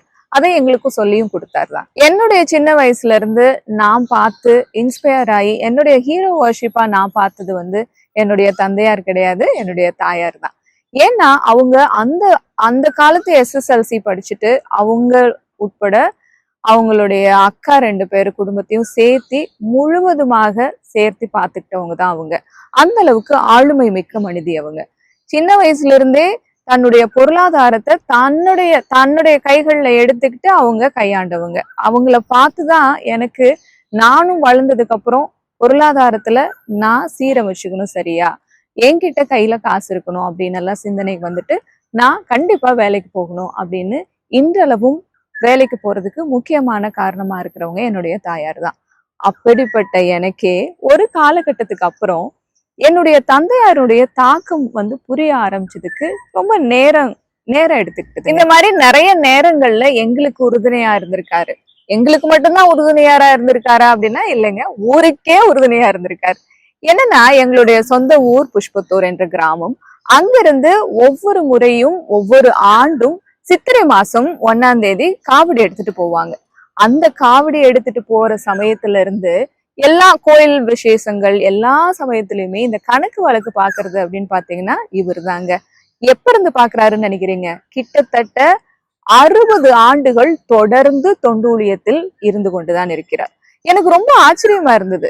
அண்மையில இந்த ஆண்டுதான் ஏப்ரல் மாதத்துல, அதாவது சித்திரை 1 அன்னைக்கு இதே மாதிரி காவடி எடுத்துட்டு போய் அந்த 60 ஆண்டுகள் முடிவடைந்த நிலையில் அந்த ஊருக்காரங்க இவருக்கு ஒரு நினைவு பரிசா முருகர் படம் போட்ட படமும் சந்தன மாலையும் அவருக்கு வாங்கி அவங்களுக்கு பரிசளிச்சாங்க.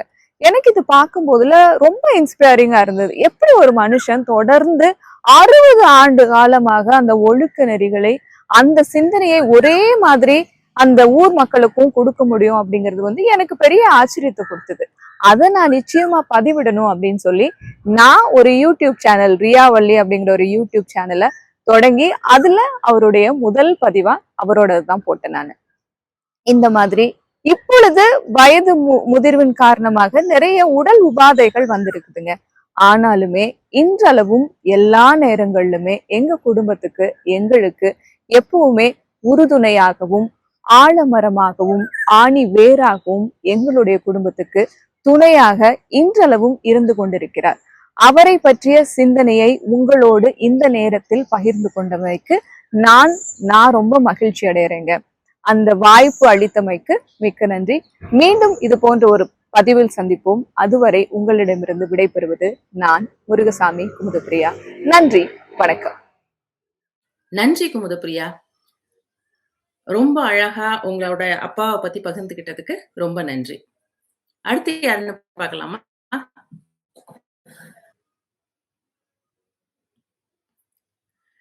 அடுத்ததா நம்ம கூட அவங்களுடைய அப்பாவை பத்தி பகிர்ந்துக்க போறது யாரு அப்படின்னா, இவங்க தமிழ் மொழி பண்பாட்டு கழகத்தின் பேச்சாளர் மன்றத்துடைய தலைவி. நல்ல கவிதை எழுதுவாங்க, சிறந்த பேச்சாளர். இவங்க தன்னுடைய அப்பாவை பத்தி என்ன சொல்ல போறாங்க அப்படின்னு பார்க்கலாமா? அனைவருக்கும் வணக்கம். அனைவருக்கும் புத்தாண்டு நல்வாழ்த்துக்கள். ஒவ்வொரு வருடமும் டைம் ஃபார் ஆல் நமக்காக புது புது விஷயங்களை புத்தாண்டு அப்போ வழங்குறாங்க இல்லையா? இந்த முறை அவங்க எடுத்துக்கிட்டது அப்பா அப்படிங்கிற ஒரு மிகப்பெரிய பிரபஞ்சம், பிரம்மாண்டம். அப்பா அப்படிங்கிறது ஒரு வார்த்தை இல்லை, அது ஒரு உணர்வு.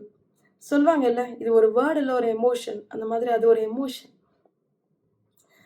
ஒரு விஷயம் 2 விஷயத்துல முடிச்சிட முடியுமா? பிறந்ததுல இருந்து வளர்ந்தது, கல்லூரி போனது, கல்யாணமானது, இதோ இன்று, நாளை அப்படின்னு எல்லாத்துலேயும் 2.5 கலந்திருக்கக்கூடிய விஷயம் அல்லவா அது? ஒரு விஷயத்துல முடிக்க முடியாது. ஆனாலும் நேரம் கருதி ஒரே ஒரு விஷயம். சின்ன வயசுலேருந்து எங்கள் அப்பாவை நான் ரொம்ப தைரியசாலியாக தான் பார்த்துருக்கேன். எல்லாருமே அப்படி தான் பார்த்துருக்கோம். எங்கள் அப்பா எதுக்கும் யாருக்கும் பயப்பட மாட்டாங்க. எனக்கு அது ரொம்ப பிடிக்கும். எனக்கு ரொம்ப திமிரான விஷயமும் நான் சொல்லுவேன். என்னை பற்றி எனக்கு ஒரு ஆட்டிடியூட் உண்டு அதில். ஆனால் அதில் ஒரு நல்ல விஷயமும் இருக்குது. அதாவது எல்லாருக்கும் மரியாதை கொடுப்பாங்க, ஆனால் யாருக்கும் பயப்பட மாட்டாங்க. எனக்கு அவங்க சொன்ன அறிவுரையும் அதுதான். இன்ன வரைக்கும் நான் கடைபிடிக்கிறேன், இனி என்னைக்கும் கடைபிடிப்பேன். அப்பாவை பற்றி ஒரே ஒரு மறக்க முடியாத நிகழ்வு நான் இங்கே பகிர போகிற ஒரு நிகழ்வு. அது நிறைய இருக்குது, ஒன்று சொல்கிறேன். நாங்கள் ஒரு டூர் போயிருந்தோம். அப்போ நான் ரொம்ப சின்ன வயசு, மேபி ஒரு 13, 14 வயசு எனக்கு. என் தம்பி ரொம்ப சின்னவன், ஒரு 7, 8 வயசு தான் இருக்கும். ஒரு டூர், என்ன டூருங்கிறது மறந்து போச்சு. அப்போல்லாம் அப்பா வருடம் டூர் கூட்டிகிட்டு போயிடுவாங்க. சில நேரங்களில் சில மானுமெண்ட்ஸ், இந்த மாதிரி மிகப்பெரிய கோட்டைகள், அரண்மனைகள், மைசூர் மகாராஜா அரண்மனை, இந்த மாதிரியெல்லாம், அப்புறம் சில நேரங்களில் கோயில்கள், இந்த மாதிரிலாம் நிறைய கூட்டிகிட்டு போவாங்க. அது மாதிரி ஏதோ ஒரு இடம் எனக்கு ஞாபகம் இல்லை. அப்போது ஒரு பஸ்ஸில் போயிட்டுருக்கும் பொழுது என்னாச்சு, ஏதோ ஒரு இடத்துல ஏறி இறங்கிட்டுருக்கு, பயங்கரமாக கூட்டம். அந்த இடத்துல எங்கள் கூட வந்ததில் ஒரு சிறுவன் என்ன பண்ணால், தெரியாமல் அவங்க அப்பா தான் பக்கத்தில் இருக்காங்கன்னு நினச்சிக்கிட்டு இன்னொருத்தரோட சட்டையை பிடிச்சி இப்படி இழுத்துட்டான். இழுத்ததில் டப்புன்னு கிழிஞ்சு போச்சு அந்த சட்டை. அவர் ஷர்ட்டில் இருந்ததெல்லாம் கீழே கொட்டிடுச்சு. பயங்கர சண்டை. அவர் நினச்சிருந்தா ஒரு சின்ன பையன் விட்டு போயிருக்கலாம். அவர் என்னமோ ஒரு பெரிய இதாக்கி அது ஒரு இஷ்யூ ஆக்கி பயங்கர சண்டை. பஸ்ஸுக்குள்ளே என்னடா சத்தம்னு சொல்லிட்டு நாங்களாம் திருச்சிக்காரங்க எப்படின்னா இயேசுவை ஃபாலோ பண்ணுறோம் நாங்கள். அதாவது ஒரு கணத்தில் அடிச்சிங்கன்னா இன்னொரு கண்ணில் அடிச்சுட்டு போயிடுங்கன்னு சொல்கிற ஆளுங்க நாங்கள். சண்டையே பார்த்ததில்ல. ஸோ எங்களுக்கு சண்டைனோன்னா என்ன ஏதுன்னு பார்க்குறோம். பார்த்தா இப்போது அந்த மனிதன், அவருடைய நண்பர்கள், அப்புறம் எங்கள் கூட குடும்பம் நிறைய வந்தாங்க இல்லையா? அவங்க சில பேரு அப்படின்னு ஒரே சண்டை. அப்போ எனக்கா ஒரே ஒரு சந்தோஷம் அதுல. என்னன்னா, எங்க அப்பா வந்து ஒரு செம ஹீரோ. இப்ப இருக்கவங்களுக்கெல்லாம் எங்க அப்பா வந்தோனே அப்படின்னு சொல்லிட்டு எங்க அப்பா கிட்ட ஓடி போய் சொல்றேன், "அப்பா, அப்பா பெரிய சண்டை ஓடுங்க." உடனே எங்க அப்பா எந்திரிக்கிறாங்க. எனக்கு பின்னாடி பிஜிஎம், கேஜிஎஃப் பிஜிஎம்லாம் ஓடுது. இருக்கவங்களுக்கெல்லாம் அப்படின்ட்டு. எங்க அப்பா ஏந்திச்சு அப்படியே போறாங்க. போயிட்டு படியில இறங்கி நேரா போயிட்டு அவங்க எல்லாருக்கும் நடுப்புற நிக்கிறாங்க. ஐயோ! என்ன நடக்க போதோ அப்படின்னு பார்த்துட்டு இருக்கேன். நல்லா புஸ்வானம் எரிய ஆரம்பிக்கும்போது டொபக்குன்னு தல தண்ணி ஊத்துனேன் நான். அந்த மாரி ஆயிப்போச்சு. எங்க அப்பா போயிட்டு, என்ன ஆச்சு? இங்க என்ன பிரச்சனை? இந்த மாரிலாம் ஒரு குடும்பமா வந்திருக்கிற இடத்துல இப்படிலாம் சண்டை போடாதீங்க. பரவால்ல விட்டுருங்க. இதுல என்ன இருக்கு? ஒரு சின்ன விஷயம் தானே. ஒரு ரூ. 500 ஆகுமா? இந்தாங்கன்னு எடுத்து குடுத்துட்டாங்க. குடுத்தோனே அவரும் சரிதான் பைசா கிடைச்சிருச்சுன்னு கிளம்பி போயிட்டாரு. எல்லாம் பயந்து போயிட்டாங்க. சரி என்னடா இது? இப்ப ஒரு பெரிய குருட்சேத்திர போரே எதிர்பார்த்தா ஒண்ணுமே இல்லாம போயிடுச்சே அப்படின்னு சொல்லிட்டு நான் விறகு பார்த்துட்டு இருக்கேன். சரி பஸ்க்குள்ள வந்து உட்காந்துட்டோம். உட்காந்தா எனக்கா பயங்கர கோவம். அப்படி ஒரு என்ன சொல்றது? சொல்ல தெரியல. பட் பயங்கர கோவம். அப்படியே வெடிக்க காத்திருந்த மாரி இருந்தேன். ஹோட்டல்ல போய் இறங்குன உடனே வெடிச்சுட்டேன். என்னப்பா இப்படி பண்ணிட்டீங்க? நான் வந்து இதுதான் எதிர்பார்த்தேன். உங்க ஃப்ரெண்ட்ஸ் எல்லாம் ஆச்சரியப்படுற மாரி நீங்க காட்டுவீங்க. நீங்க உங்க ஸ்கூல்ஸ், காலேஜஸ்லலாம் நீங்க சண்டை போட்டுருக்கீங்கன்னு சொன்னீங்க. இப்படி பண்ணிட்டீங்க. ஏன் இப்படி வந்து பயந்துட்டு வந்தீங்க? அப்படின்னு கேட்டேன். எங்க அப்பா ஒரு வார்த்தை சொன்னாங்க பாருங்க. நான் ஸ்கூல்ல சண்டை போட்டதோ, காலேஜ்ல சண்டை போட்டதோ, எல்லாத்துலயும் இப்போ முன்னாடி இருந்தது எல்லாமே உண்மைதான். அப்ப இருந்த ராஜகோபால் வேற. இப்ப இருக்கிற ராஜகோபால் வேற. அப்ப நான் யோசிச்சது என்னை பத்தி மட்டும்தான். அடிச்சா என்ன தானே அடிப்பான். ஆனா இப்ப நான் என்னை பத்தி யோசிக்கவே இல்ல. எனக்கு பின்னாடி நீங்க 3 பேர் இருக்கீங்களே. என்னை தாண்டிட்டான்னா அவன் உங்கள அடிச்சிருவானே. அதனால நான் எந்த சண்டைக்கும் போறதில்ல. அன்னைக்கு தான் எனக்கு புரிஞ்சது. எங்க அப்பாவோட பலமும் நாங்கள், எங்க அப்பாவோட பலவீனமும் நாங்க தான் அப்படின்னு சொல்லிட்டு. அப்பாக்கள் எப்ப அப்பாக்களா ஆகுறாங்களோ, அந்த ஸ்தானம் கிடைத்தவுடன் அவங்க மூளை வந்து அவங்களுக்காக யோசிக்கிறத நிறுத்திருது. மனசு அவங்க கிட்ட இல்ல. இதயம் அவர்களுக்காக துடிப்பதில்ல. எல்லாம் நமக்காக தான். இஸ்லாமியத்துல ஒரு பாடல் இருக்கு. திருக்குர்ஆனை வந்து உமர் அப்படின்னு ஒருத்தர் ஓதுவாரு. அப்ப வந்து கரைந்தது உடல், கரைந்தது உயிர், கரைந்தது மனம், கரைந்தது உமர், கரைந்தது எல்லாம்னு வரும். அதாவது அந்த திருக்குர்ஆனை படிக்க படிக்க அவருடைய அகந்தை, ஆணவம் எல்லாம் கரைந்து போவதாக அந்த கருத்து. எனக்கு அதுதான் ஞாபகம் வந்தது. அப்பா அப்படிங்கிற ஸ்தானம் அவங்களுக்குள்ள வந்தோனே, மீதி எல்லா ஸ்தானங்களும், அதாவது அவங்களுடைய இளமை பருவத்துல அவங்க செய்ததோ, மகனோ, மகன் ஸ்தானமோ, நண்பன் ஸ்தானமோ, எல்லா ஸ்தானமும் கரைந்து காணாமல் போகின்றன. அப்பா அப்படிங்கிற ஒரே ஒரு ஸ்தானம் மட்டுமே நிலைத்து நிற்கிறது. இப்படி ஒரு உயரிய தெய்வத்தை என்னன்னு சொல்ல முடியும்? நான் அதுக்கு தான் எப்பவுமே எங்க அப்பா பத்தி சொல்லும்போது இந்த பாட்டை சொல்வேன். எல்லாமும் நீ என்று சொல்லாமல் சொல்லி வைத்தாய். நன்றி அப்பா. நன்றி. நன்றி ஹேமா. நன்றி ராதிகா. இவ்வளவு நேரம் இந்த நிகழ்ச்சியை ரொம்ப அழகா தொகுத்து வழங்கியதற்கு நன்றி. இதுதான் இந்த நிகழ்வினுடைய மிக முக்கியமான நோக்கம். இந்த ஆண்டின் கருப்பொருள் அப்பா. இப்ப கலந்துகிட்ட ஒவ்வொருத்தரும் தன்னுடைய அப்பா பத்தி எவ்வளவு அழகா, நெகிழ்வா, ரொம்ப ஆணித்தரமா தன்னுடைய கருத்துக்களை பகிர்ந்துக்கிட்டாங்க. ஒவ்வொருத்தருக்கும் அப்பா ஹீரோ தான் அப்படிங்கிறத இவர்கள் மூலமாக நாம் தெரிந்து கொண்டோம். இத்துடன் இந்த நிகழ்வு இனிதே நிறைவடைகிறது. மீண்டும் அடுத்த நிகழ்வில் நாம் சந்திப்போம். நன்றி, வணக்கம்.